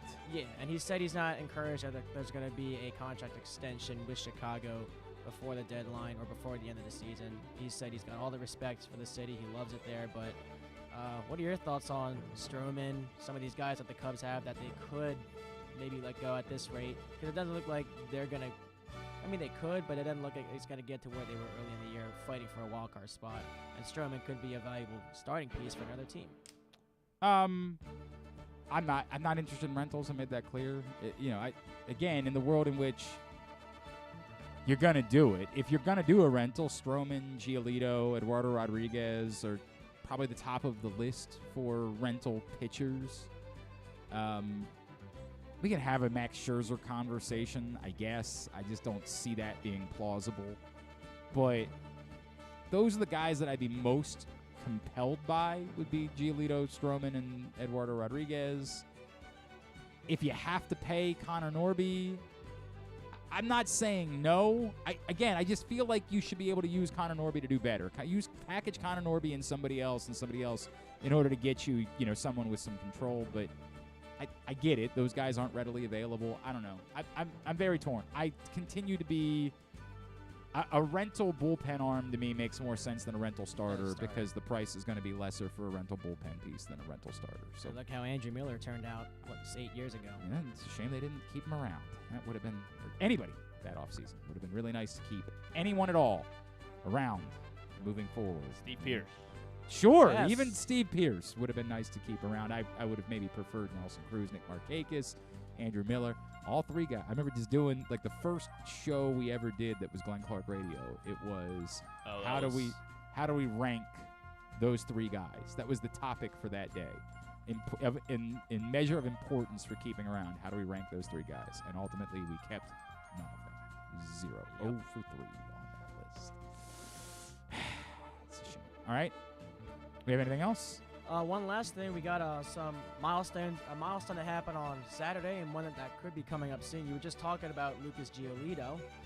He is 10 strikeouts away from 1,000 on his career. And then you got a milestone that happened on Saturday, Game 1 of the Padres-Phillies doubleheader. Manny Machado. Our old friend Manny with number 300. Yep. Career home run number 300 for Manny Machado over the weekend. The Phillies beat the Padres 3 times in 36 hours, I believe. It's all falling apart. I mean, this goes back to the conversation. Like when people were talking about the Padres being buyers, I was like, what in what world? Well, because why not? They've Well, because we just associate the Padres with buying. But they bought. I mean, what are they now? 9 games out of a playoff spot? Like it's not good. What do you know? What you have it in front of you? Wild card, they are 8 games back. Eight games 44 back and 50 of a wild card spot. And I get it. Like there's enough. You can just keep saying like, yeah, you never know. They could get hot, dude. They're 8 games back. They're tied with the Cubs that we just talked about being for Well, I sure mean, but sellers. I hear you. Like I don't know how they don't trade their pending free agents. Like that's it. That's all I would be trading. I'm not going the Juan Soto route. I know that was speculated by some people. There's too much there for me to not try to run it back next year. But your pending free agents, I'd absolutely trade them if I were the Padres, including Josh Hader, which is incredibly compelling for us. All right, this one, we'll talk about it afterwards. Not quite as good this time. Not as much hard information. We'll talk about that, but I still appreciate it. That was This Weekend Baseball with Grant DeVivo. All right, when we come back in, Jeremy Conn joins us as we will chat about not only the Orioles and who's untouchable and all of that sort of stuff, but also about why the sun is trying to murder me. And I'm not happy about that, and I feel like Jeremy can help me get to the bottom of it. So we'll do that next. It is a Monday edition of Glenn Clark Radio. Catch that festival feeling in Charm City everywhere.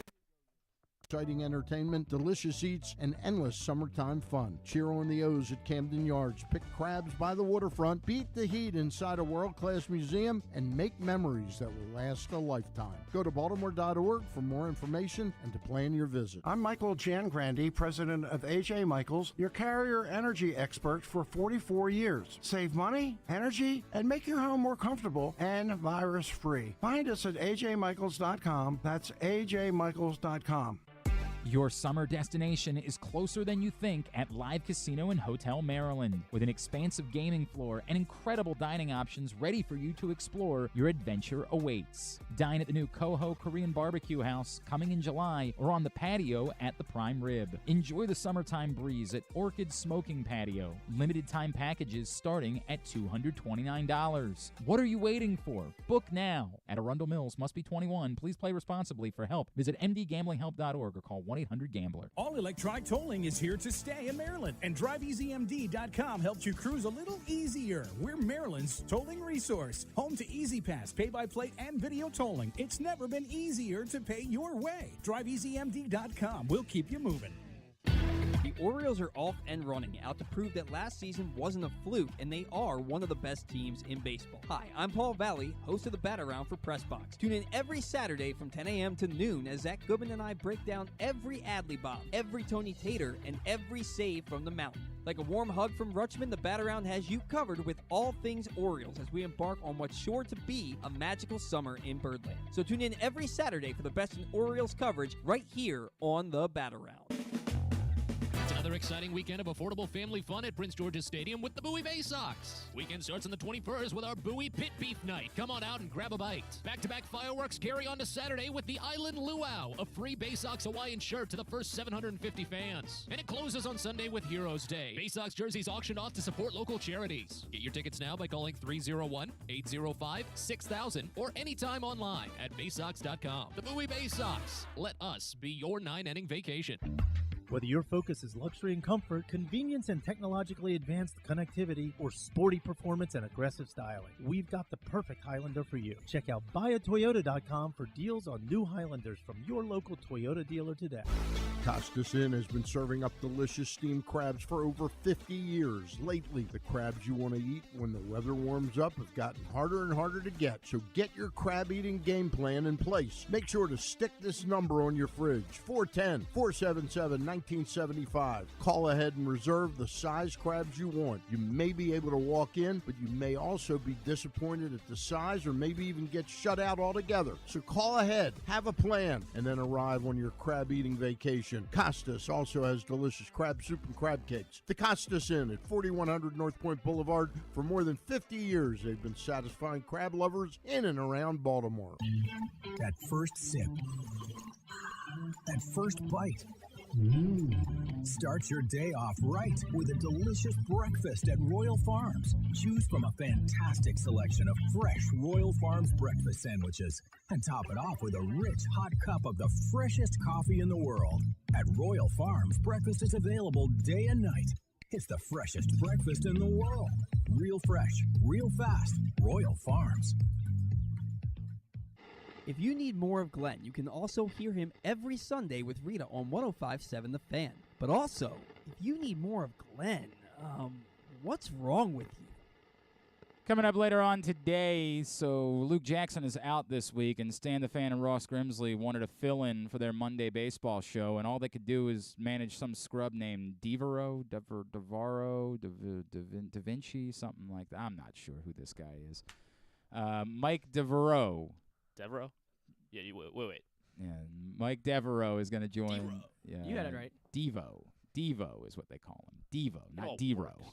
That's not the same. Devereaux. No, Devo. That's what they call him. Mike Devereaux will join Ross and Stan today for their Monday baseball show, 4 o'clock, facebook.com/PressBoxSports.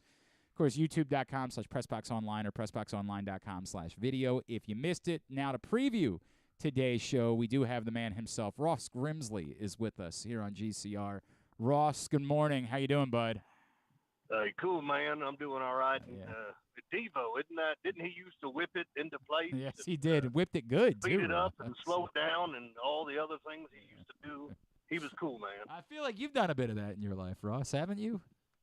Oh, yeah. They used to call me Scuzz. I used to do some dirty things. But anyway, I'd whip it into place and shape it up. It didn't matter anything. I'd get in it. It didn't matter. What's up, Jeremy? How I don't you even know doing? what that means. I'd get in it. Yeah, you get in it, right? What is it? Just say anything at that That point. just sounds so creepy. Right. Sorry. Did you, what was the genesis of your Ross Grimsley? Was it like the first time you heard him talk, you said, oh, I can do this? Or... I think it took, so the first time I met Ross, I thought he was angry with me because we were at Bowie Bay Sox. It was Scott Garceau and myself, and he was telling me about Scuzz because I didn't know like his nickname, and he's like, oh my God, you're gonna love this guy. He used to bring around a witch doctor and all this other, like he was telling me all these crazy stories. And then when I met Ross, one of the best guys you'd ever want to meet, but I thought he was weirded out by me initially because my first question to him was, you got to tell me why they call you Scuzz. And he kind of he was a little bashful at that point in time, but then warmed up, but the more we got to know each other, like, I love the guy. I think he's great. The best. He is the absolute best. There's no doubt about that. All right. Good to chat with you. Thank you for not big-timing us this week. We appreciate it. Yeah, so was it last week I had to – no, last week was a holiday, right? It was a No, you had a meeting or something last week, I think is what it was. Oh, yeah, I had a huge meeting, and then I called you back and almost told everybody. Yes, you almost just blew it right as I was holding the microphone or holding the phone into the microphone. So you'd be like, hey, I know all of this. I know where the bodies are. I'm like, Jeremy, not right now. Tell me later. I appreciate it. You were trying to interrupt me, and I was like, no. Yeah, right, dude, it's important. I'm trying to explain why I couldn't be on with you. I'm like, no, don't tell me. Dummy. All right. Before we get to baseball, are you okay? So I went to the beach for one day this weekend, and I don't think I can ever go again. And you know me, we've talked before. I'm not a beach guy to begin with. There's something going on with the sun. It's on steroids. I don't know if you've noticed it this summer, but I put on sunscreen twice on Saturday. Twice. And I am still going through hell. I mean, pure hell. I got a haircut last week. I didn't even, shave it, and I'm telling you, the top of my head is still burnt. When I was trying to do crunches this morning and I was touching my head in order to do them, it felt like death. There is something going on with the sun. Mr. Burns was right. We need to get rid of it. It is a gaseous nuisance to us. And I when everybody kind of said that there was, damage to the ozone layer, and we were like, okay, whatever, Chief. I'm telling you that we can't go outside anymore. It's over. The sun is trying to murder us. It's been really hot. It's never been my friend, and I know a lot of people love the, hey, you gotta go outside. I like when it's hot. Like Rob even said on today's show, he loves to go for walks when it's really hot. And that just sounds ridiculous to me. I don't want any parts of that. I don't want anything to do with it. I'm just not a fan of the sun. And you and I do the same thing with the beach, where I could take it or leave it. I mean, it doesn't matter to me in the long run. The only thing I care about is some of the fun stuff we get to do. If the kids like it, I'll find fun anywhere we can go. But I don't need sand to be happy, Yeah. But it has been unbelievably hot. And as I've become the weather guy when it comes to baseball betting, like I said on Sunday, I think was I on somebody's show, or maybe it was Saturday I was on a show. Yeah, that's what it was. Saturday I went on a show at 6 o'clock, and I said, it's weird, the weather supports overs in every single game. And it's I don't normally see that, but it was hot everywhere. And the ball's going to carry around the country. Yeah. Yeah. I get that. Dude, I can deal with the sweat part. I don't like sweating, but when everybody's sweating, the first week I moved to Arizona and I had to deal with swamp ass for the first time, really. I remember being very self-conscious about it until one of my female coworkers, I brought it up in conversation. She was like, we all have swamp ass. Every single one of us. You stop being. Yeah, but mine's a little different, though. Right, yeah, I don't disagree with that. Right? It's weird. Yes, but you don't. We call you swamp ass. We're like, hey, swamp ass is I constantly ask who put applesauce in my pants, because that's what it feels like. But nobody ever owns up to it. Weird. Apparently, I'm the one that did it. It's weird. I've actually been doing it for years. I've been doing it for 14 years. I've been putting applesauce in your pants. I can live with it. It's just the murderous sun. I'm telling you, that thing, it has got a knife to my throat at all times, and it is worse. I am convinced of it. I have not been able to find any science that backs it up other than the deterioration of the ozone layer. I am telling you, the sun is worse than it was 7-8 years ago. It's angry. Yes, it's angry AF. It's trying to kill us. Well, and I've told my wife for years that the sun is not my friend. I get sunburned so easily, but it's just not made for me. And people laugh at me when I say I like cold weather. I do. I like seasonal. I like just enough of the sun to where it can go away for a while. I brought that up. My wife's cousin, I brought that up with her this weekend. I was like, this is hell. And she said, oh, what, would you rather it be cold? And I was like, I mean, I can just put on a coat.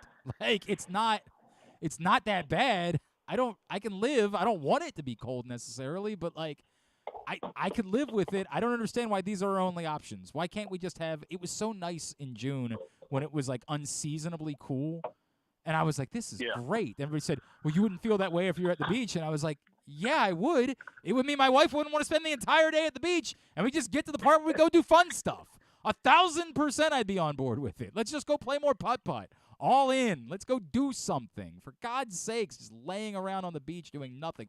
Also, I'm going to have to call out I don't know if your kids did this bit when they were younger, Jeremy, but my 8-year-old is doing the bit regularly where when we go to the beach, he gets in the water, I adjust the temperature of the water, we're in the water for a little while, and then he's like, all right, I'm done.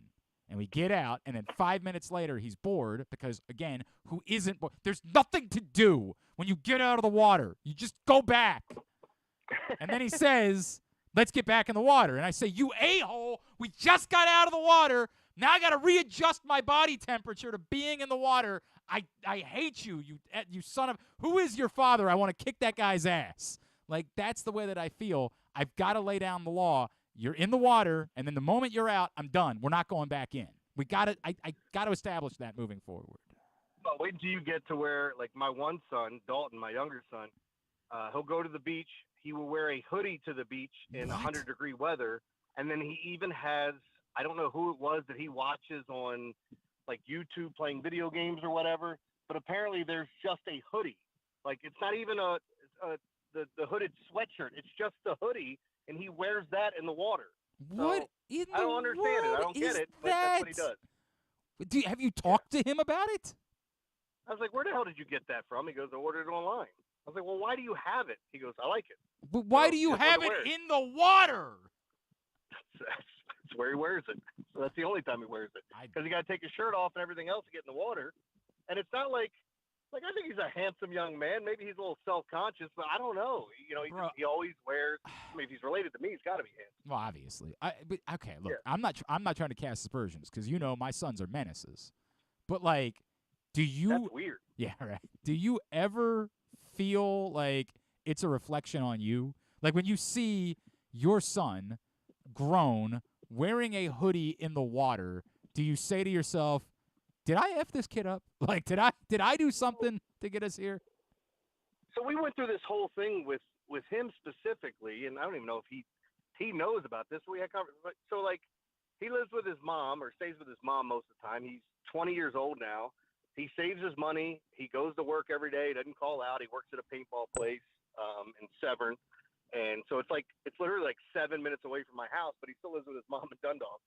And then he just marches to the beat of his own drum. So it's so different. At first, my feelings were hurt. Like, he doesn't call, he doesn't text often. Like my other son, I talk to him like 4 times a day. He won't leave me alone. And the other one, I couldn't even pay him to talk to me. You know, it's kind of weird. I do appreciate the fact that he's the black sheep of our family, okay, for lack of a better term. Okay. You know, because I was that for my immediate family. I get that. But it just kind of hits you different because, like, the one thing I try to get to is I'd like to hear from you a little bit more. Right, like, be you nice. Just randomly text me like, "Hey, what's going on, Dad?" Right, be nice. You know? Just check in, see how we're doing, anything like that. Yeah, that's rough. That's rough. Hey, depression. Depression's great. What a way to turn. You wanna talk about it? Yeah, let's come back to. We'll do anything but go to therapy. That's who we are as men. That's what it is. All right, let's move on quickly and never discuss it again. Instead, we'll talk baseball. Who's on your untouchable list? That's the bit everybody's doing. Who's untouchable to you? On this, like specifically in the organization, yeah, I think I would have 4. 4 total. Yep. Okay, they are. Jackson Holiday. Yeah. I don't want to trade Grayson Rodriguez. Uh-huh. And the 2 guys that are here now, Gunnar Henderson and Adley Rushing, those are untouchable. Okay. Everybody else can be had. Okay, so here's where because those guys are definitely on my untouchable list, right?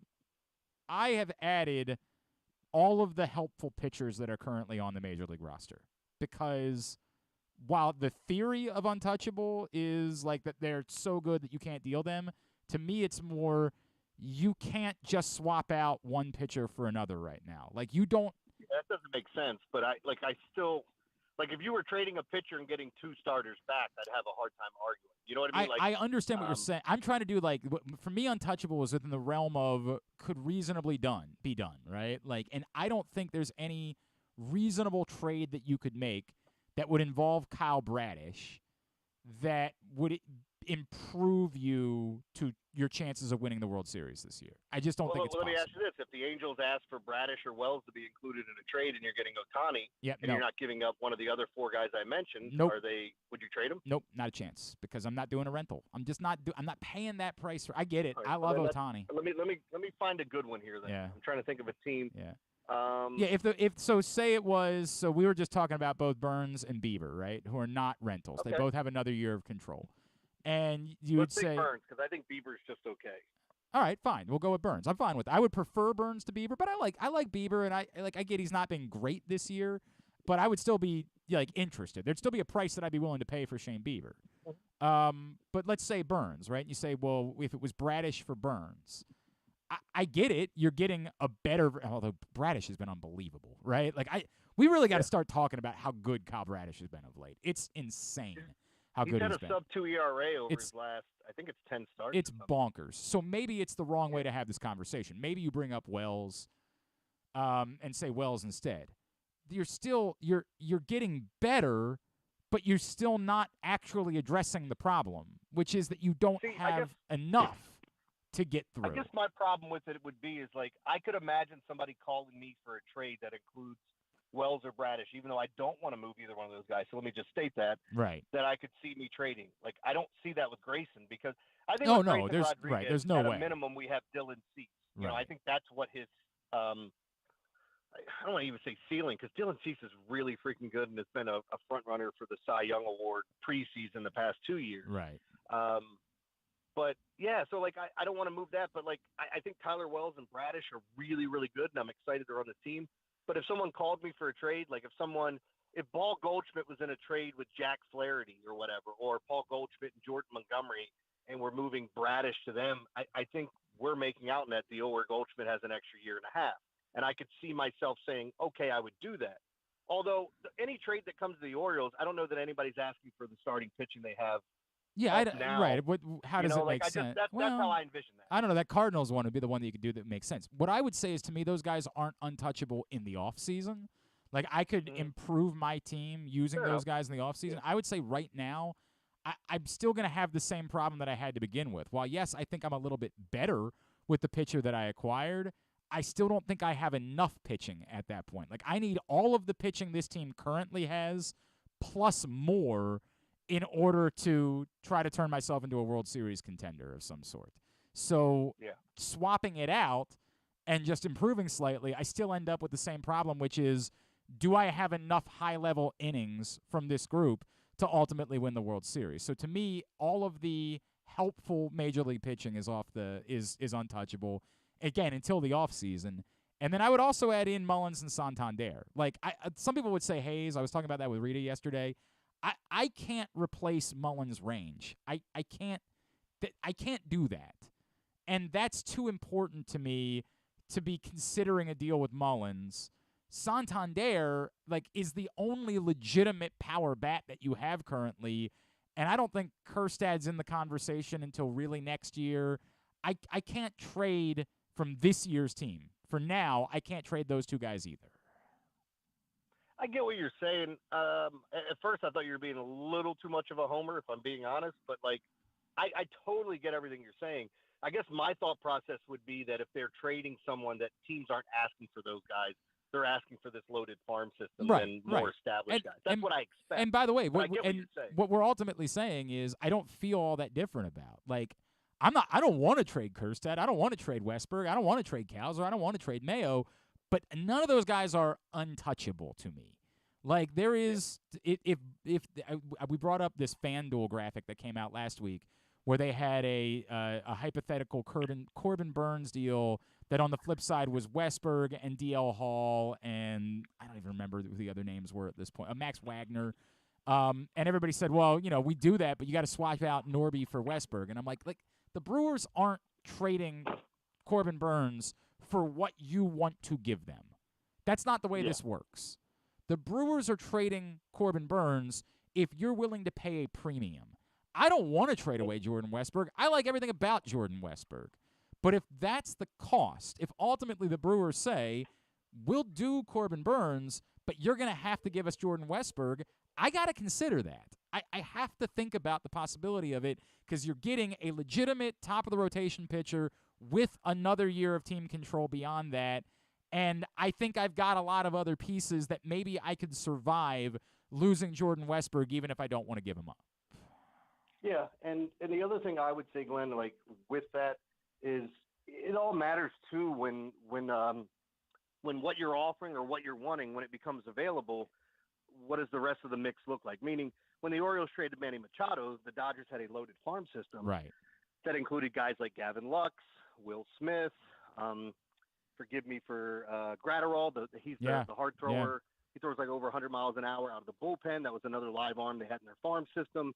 Some of the other guys we've seen come up this year, like Vargas and a handful other players, I think were there. And then you also ultimately had the guys that they traded off, Alex Verdugo, who went in the Betts deal.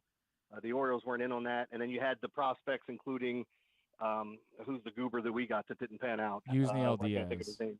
Yusniel. I knew it began with a Y. Yeah, right. But, like, he didn't pan out. And then Dean Kramer has 10 wins. Samsonite. I knew it started with an S, though.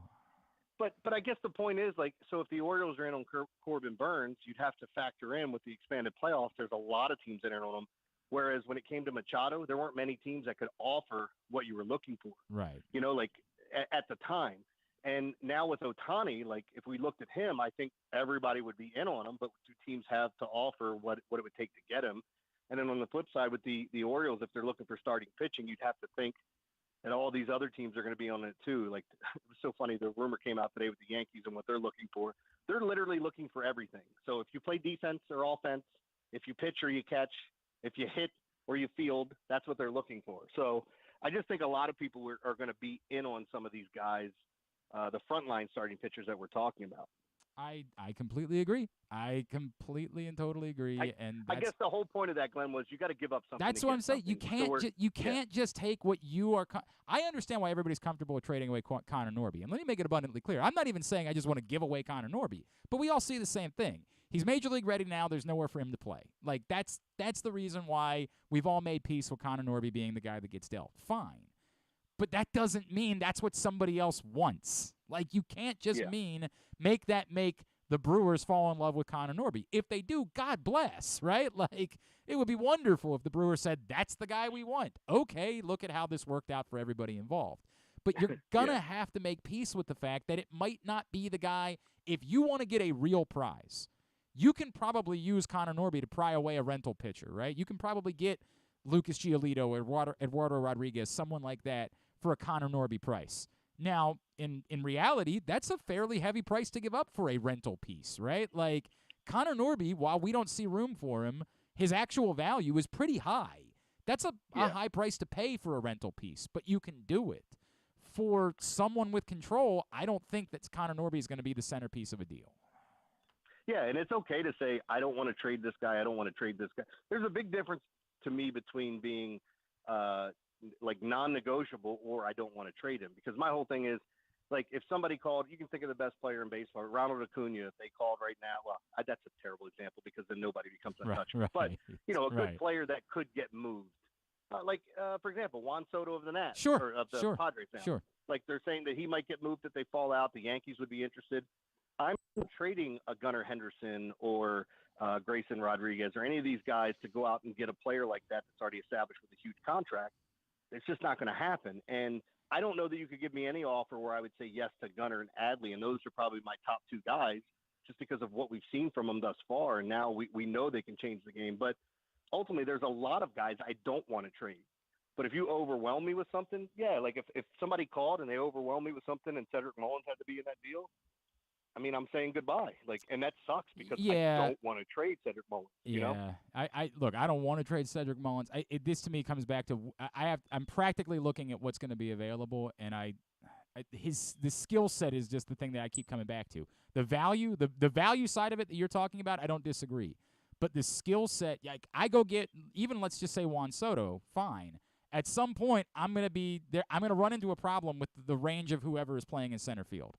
I'm creating a problem while acquiring another player because I can't until Enrique Bradfield is ready. I don't have someone that can cover the ground in center field that Cedric Mullins can cover.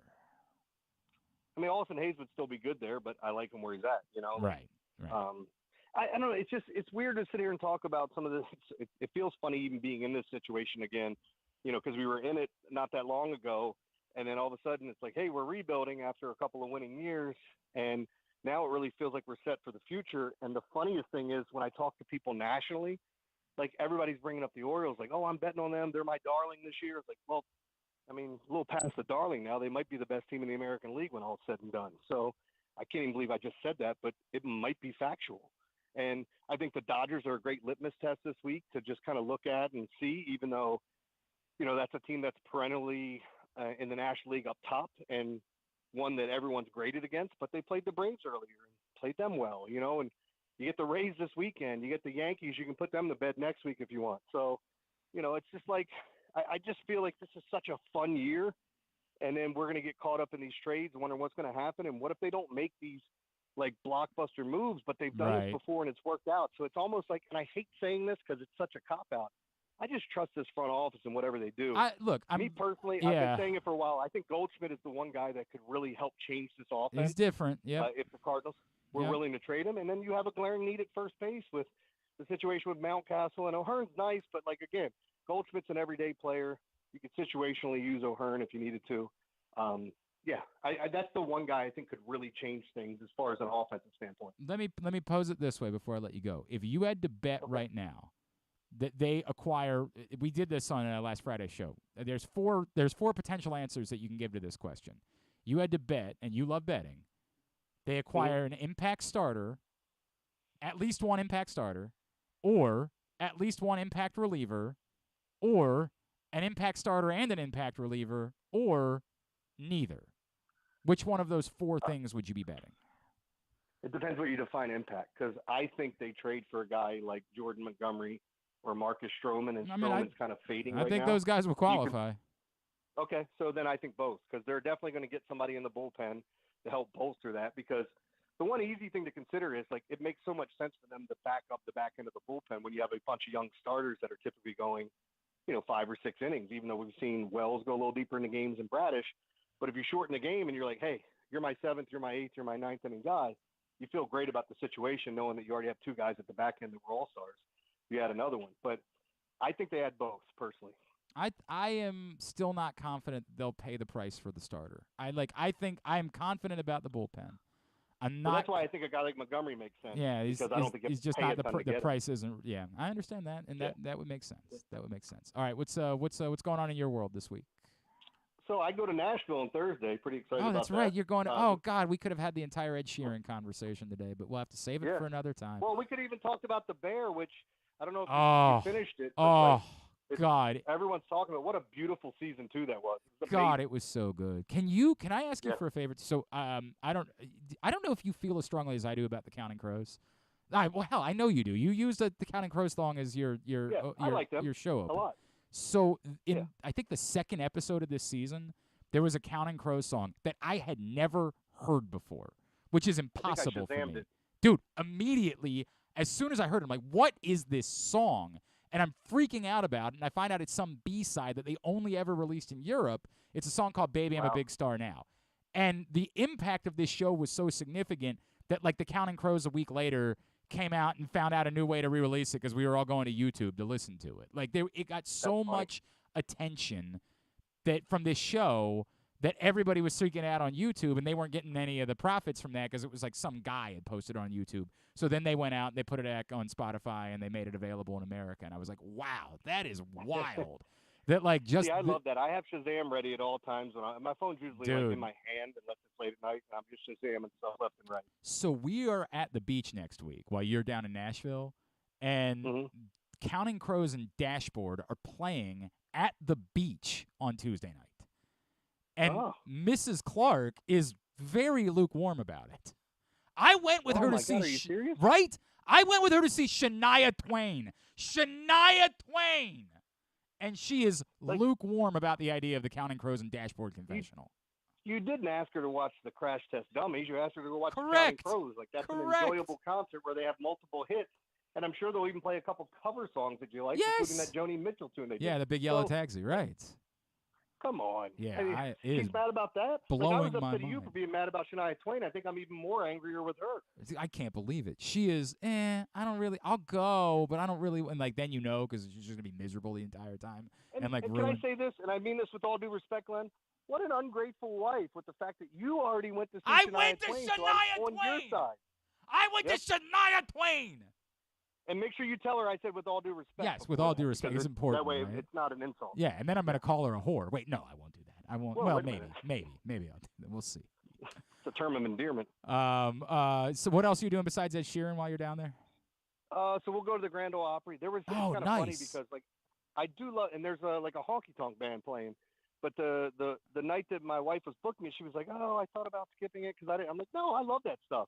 And so she books it, and then we find out Ed Sheeran's doing this private thing, which we could have got tickets to at one of these small venues. And it was like really intimate. And like, I don't care if you like the artist or not. Yeah, like, if you go to one of those venues like that with somebody that's a good musician, they're so amazing. We get a chance every once in a while at the radio station to have people come in and play for you and play a couple songs. And it's super cool. It's just a different feeling being that close to it. Bro, I have told the story. I was in utter tears because I grew up, you and I are fairly the same age. I was obsessed with Everclear as a kid, like obsessed. Oh, wow. When I moved to Arizona, I swear to God, like a week in, when I'm still like questioning whether or not I made the right decision, I get a call from my program director like, hey, this PR person's going to reach out to you. They're doing a promotional tour for Van Wilder 2. And I was like, oh, God, okay. The Rise of Taj? Yes. And is it terrible that I know that? Oh, yeah, it's pretty bad. Cal Penn was going to come in. And I was like, all right, well, Cal Penn's coming in. That's cool. Like, I'll talk to Cal Penn. That's dope.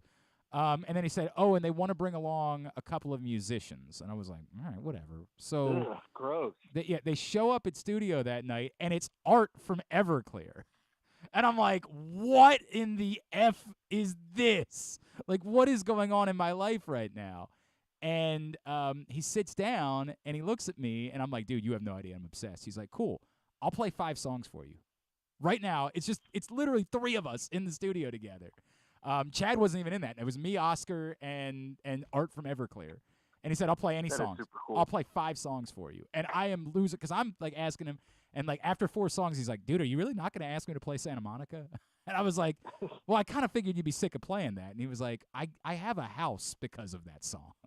Yeah. I'm like, what a great answer. I'm like, oh, okay. He's like, I don't hate that song at all. I love that song. It means everything to me. And I was like, all right. So he's sitting there playing Santa Monica 2 inches from me, and I am weeping like a child because it is the greatest thing that I could have ever asked for in my entire life. There is nothing that compares to my that. biggest regret, and I'll be brief with it, and I may have told you this before, at HF Festival, where I had a chance to smoke weed with Cypress Hill. I was hanging out with Dynamite Hack. Dude. And they were like, do you want to hang out with Cypress Hill and smoke some weed? And I'm like, oh, I don't smoke. And knowing me now today, even though I still don't smoke, but like, that would have been something to tell everybody. I got high with Cypress Hill. Was that the one at Merriweather? I can't believe. No, there's HF Festival down in D.C. No, it was before that? Okay. Was it RFK or what? Yeah, that would have been at RFK. So I got that opportunity. At the one at Merriweather, we did that, and that was a great moment in my life, man. I was so excited, dude. It was so cool. I missed out. But the cool thing is I did do heroin with Pearl, so that was nice. Go. Yeah, it worked out well with me and Courtney Love. So. At Jeremy Conn, black tar heroin. Yeah. Anyway, at Jeremy Conn 1057 on Twitter. Enjoy your trip. We'll talk in a couple weeks. All right. Thanks, man. Love you, buddy. It's Jeremy Conn, Big Bad Morning Show 1057 The Fan. Appreciate him taking the time as always. So I hear we get a bonus hack this week. Oh, we need a microphone. Yeah, there we go. Okay. Yeah, I got one today. Surprise. He's a hack, man. Yeah, he's hacking life. It's Carson is a hack. I had thought about maybe taking a break first and then doing it, but that's okay. It's all right. It's no worries. These things happen. You just want to go through? I mean, no, everything's fine. Carson's Hack is brought to you by the print issue of Pressbox, which is available right now for free at your neighborhood Royal Farms. There are the hundreds of locations around town where you find Pressbox. Read it all at PressBoxOnline.com. Celebrating Tony Siragusa there on the cover. Carson, tomorrow you're going to finally pay off last week's hacks. Yep, I'm going to eat a bowl of Chex. You're going to eat. Yeah, well, it is more than the story than that. And we're going to check on them there bananas that look pretty. That one doesn't look so great. Up. That one's messed up. But that one doesn't look so great. The others look fairly good. And I just can't tell exactly what the line is between, 4 days and the plastic that's on top of them. But we'll see. We'll check on those things tomorrow. What did you bring in for us today? All right, so I have 3 things today. I've got a Yankee candle, North Pole scented. Who doesn't? You rolled out the Christmas candle for today. I did. Appreciate that.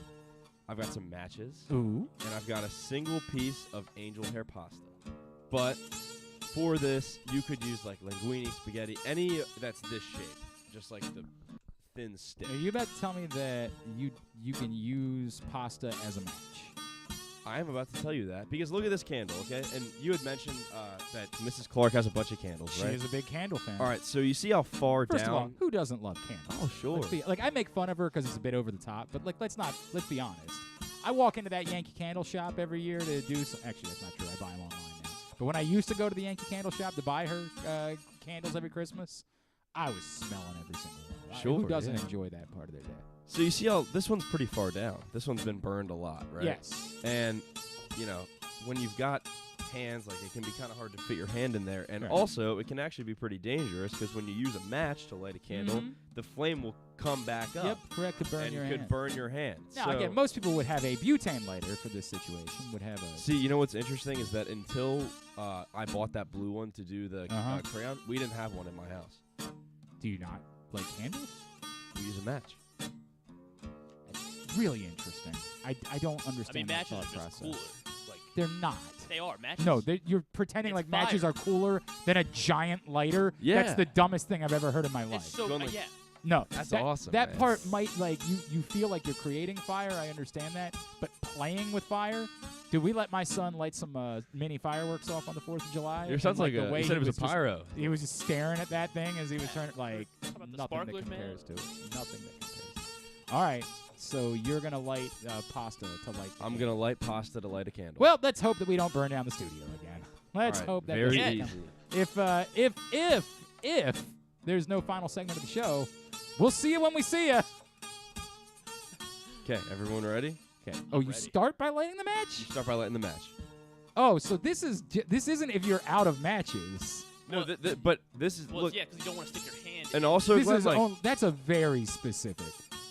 well, you don't burn I a whole thought you candle. were actually going to improve. You're the, low on your favorite scent candle. You don't burn a whole candle. I'm Imagine not, what I'm if not I'm saying imagine this, I'm down here. Stop. I'm not saying it never happens.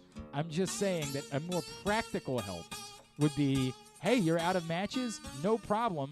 Rub that, linguine pasta up against the side, and you can use the pasta in order to light a candle. Not saying this isn't helpful. It's just not as helpful as I thought it was. Okay, that's fair.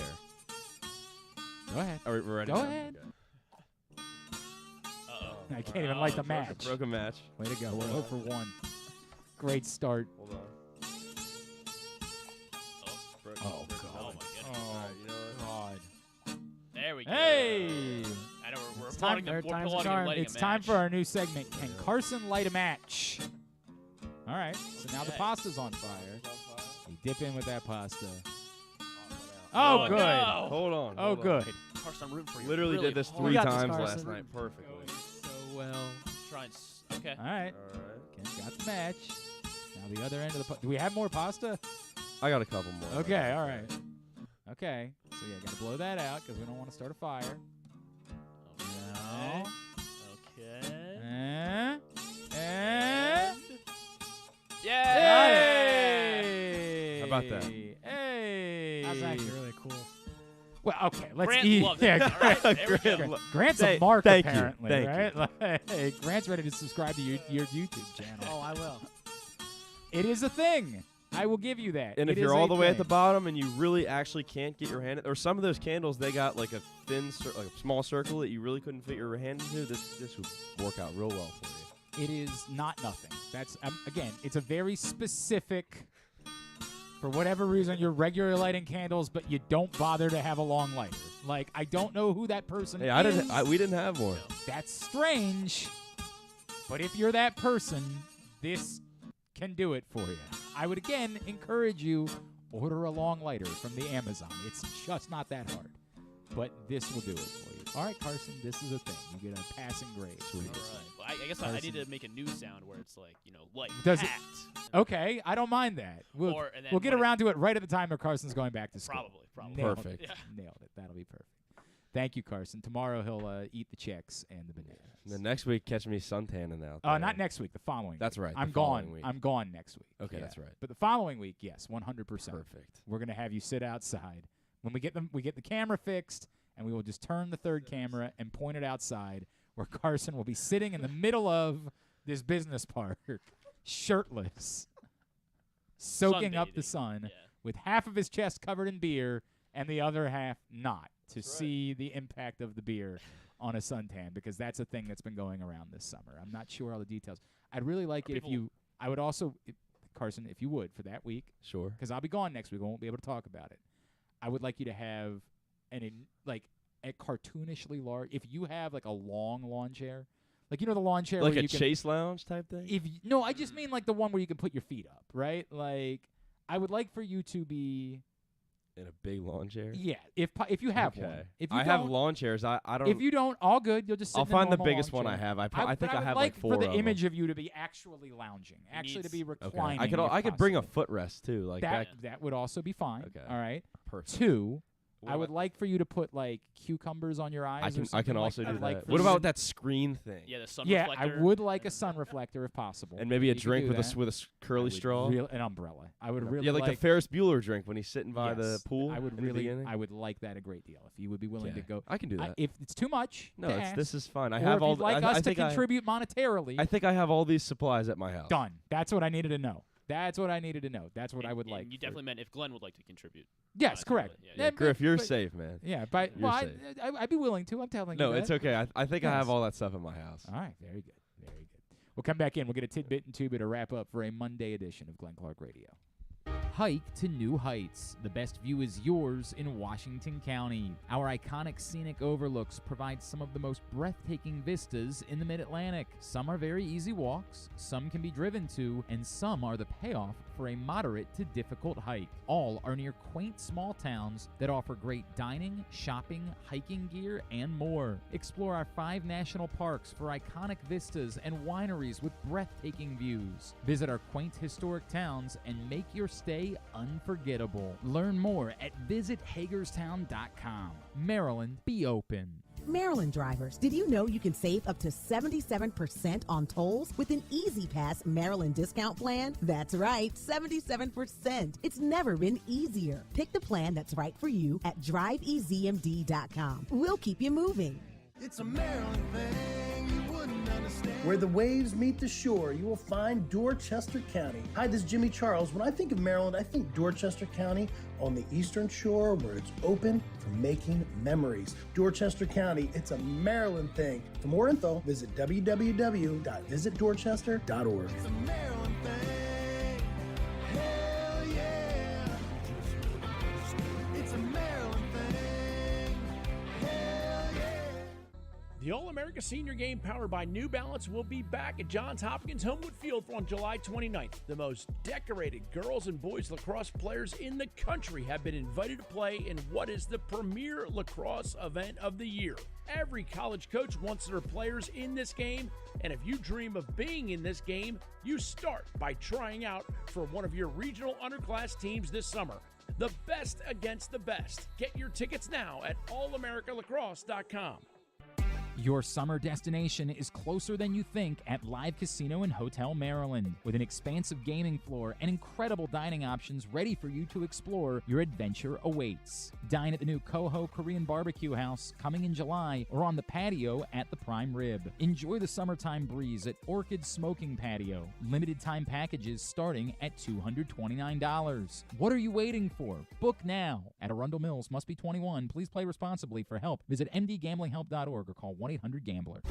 Costas Inn has been serving up delicious steamed crabs for over 50 years. Lately, the crabs you want to eat when the weather warms up have gotten harder and harder to get, so get your crab eating game plan in place. Make sure to stick this number on your fridge, 410-477-1975. Call ahead and reserve the size crabs you want. You may be able to walk in, but you may also be disappointed at the size or maybe even get shut out altogether. So call ahead, have a plan, and then arrive on your crab eating vacation. Costas also has delicious crab soup and crab cakes. The Costas Inn at 4100 North Point Boulevard. For more than 50 years, they've been satisfying crab lovers in and around Baltimore. Make the most out of every day in your Toyota RAV4. Available in hybrid or gas-only models. A RAV4 can get you where you want to go in style. Check out buyatoyota.com for deals on new RAV4s from your local Toyota dealer today. Check out PressBoxOnline.com every day to find daily winners and betting advice from Jeremy Conn. And if you want some advice about life decisions that you probably shouldn't make, here's Glenn Clark. All right, winding down for a Monday edition of the program. They did, by the way, I didn't mention it when it happened, but the Orioles did make the roster move. It is should be Eduardo Bizzardo, who is gone. So they will continue to play with fire with one less pitcher. We'll see. Celebrate the Orioles' career of Edward Bizzardo. Man, I was going to be really funny. We're like, yesterday he got into the game. We're like, man, could you imagine? He works through, gets him out. They don't have to use any more of the bullpen, and his reward for that is he gets to go back to Norfolk. Well, he didn't even do that. So it got hairy. But they won. That's all that matters. We will see if it bites them that they continue to be thin. Hopefully Mullins and or Hicks is able to return tonight, and all's good.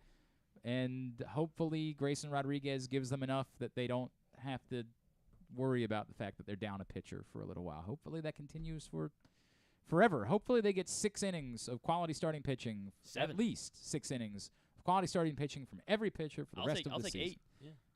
Look, man, they want to go the whole game. I'm listening.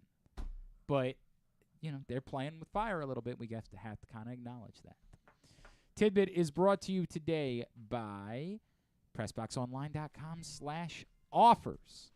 PressBox is offering new sports bettors the best sign-up bonuses and promos from the 7 legal online sportsbooks.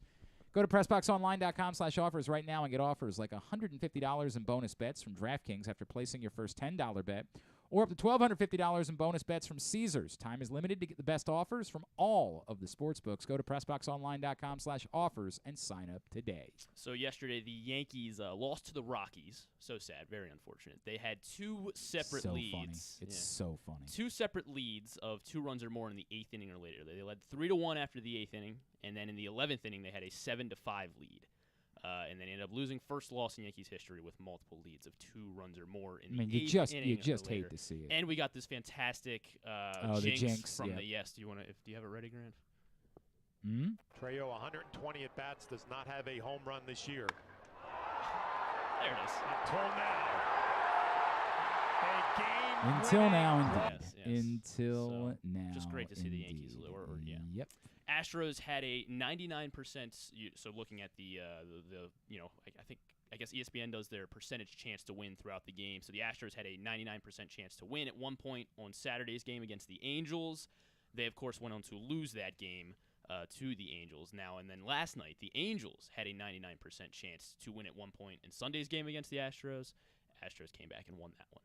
So okay, 2 very very big swings in the Astros-Angels series. No the doubt. Orioles, now 20 games over 500. First time they are 20 games over 500 before August. Since what year? 20 games over 1997. That is correct, Yeah, that would have made sense. Yeah. Mm-hmm. Well done, Carson. Orioles recorded 3 straight extra base hits to start the first inning of yesterday's game. They went double, home run, Gunnar, Adley, Santander. It is the first time the O's opened a game with 3 extra base hits since May 10th of 2018. Obviously remember that. Who were those 3? Yeah. Started a game 2018. It was also double home run. Not Chris Davis. Adam. He was one of them. He was batting second. So he hit the second double. Was Manny third? Manny was batting third. So who was it? Yeah, who the heck was lead off? Trey Mancini. It was Trey Mancini. Man, I forgot that they experimented. Yeah, with very that. nice. I Spot. forgot all about that. The Trey Good leadoff. call. Good call. And then finally, Gunnar. So Gunnar hit 2 home runs. This was from July 6th. This is a little bit of an old one, but Gunnar did have 2 home runs against the Yankees. He became the youngest Oriole to hit multiple home runs in a game since Manny did it. As a 20-year-old. It was like his second. Yeah, it was game, like one of his right? first games. It was, yeah. It was September. Oh, well, I guess because it was in 2012. Yeah, it was August. It was August 10th. Yeah, I want to say it was like his second game. So he was the youngest. It was, yeah. Can you name the other 3 youngest guys to do it before? So Gunnar is the 5th youngest Oriole to have multiple home runs in a game. Can you name the 3 between Manny and Gunnar? The In 3. between them? Mhm. Okay, so. So Gunnar's the 5th youngest. Let's try. Gunner's the 5th youngest? Yeah. That's really remarkable. Now you got to really just zone in on who was up at that age. Nick Yeah. Markakis. Not Nick Markakis. Let's try Brooks Robinson just because he was so young. was gonna Not say that. Brooks. Not Cal? Brooks. Cal would be 8th on this list, not top 5. Boog Powell. Boog That's Powell a good is guess. 2nd on Nice. the list. So it goes Manny Boog. Jim Gentile? No, not Jim Gentile. Is it Gentile or Gentile? Gentile, my bad. Wow. How about Jonathan Scope? Not Jonathan Scope. I think he was 9th or 10th on the list. Okay. I'm going to go a bold guess here with Jay Gibbons. Not Jay I Gibbons. don't remember how. Eddie Murray. Yes, indeed. Eddie Murray in 1977 had 2 home runs at the young age of 21 and 160 days old. And then. This one's a bit random, yeah. 60s. Russ Snyder. Not Russ Snyder. It is random. 60s. Yes. Dave What Johnson. do you have? Go ahead. Mark Belanger? No, Well, no. I mean, Mark Belanger. I don't know that he hit 2 home runs ever. I mean, like. Gus Triendos. No, not Gus. Okay. How about Davey Johnson? Not Davey Johnson. Let's see when he hit his. How about Louis Aparicio? Not Aparicio. Who was catching during? Paul Blair. Not Paul Blair. Kurt Blefary. It was in fact. Wow, good call. Kurt You're just naming all the Blefary. 66 Orioles, huh? Yeah. Like just going right through them. Yeah, I was just gonna go Look at until I you, got Carson. one. Good thing Carson Look was at here Carson on today. top of the Yeah. 66 Orioles. Wow. Look at that. That was- I'm that was- learning something every day. Manny Boog, Eddie Kurt, and then Gunnar. How about that? How about that? All right, very good. Very good.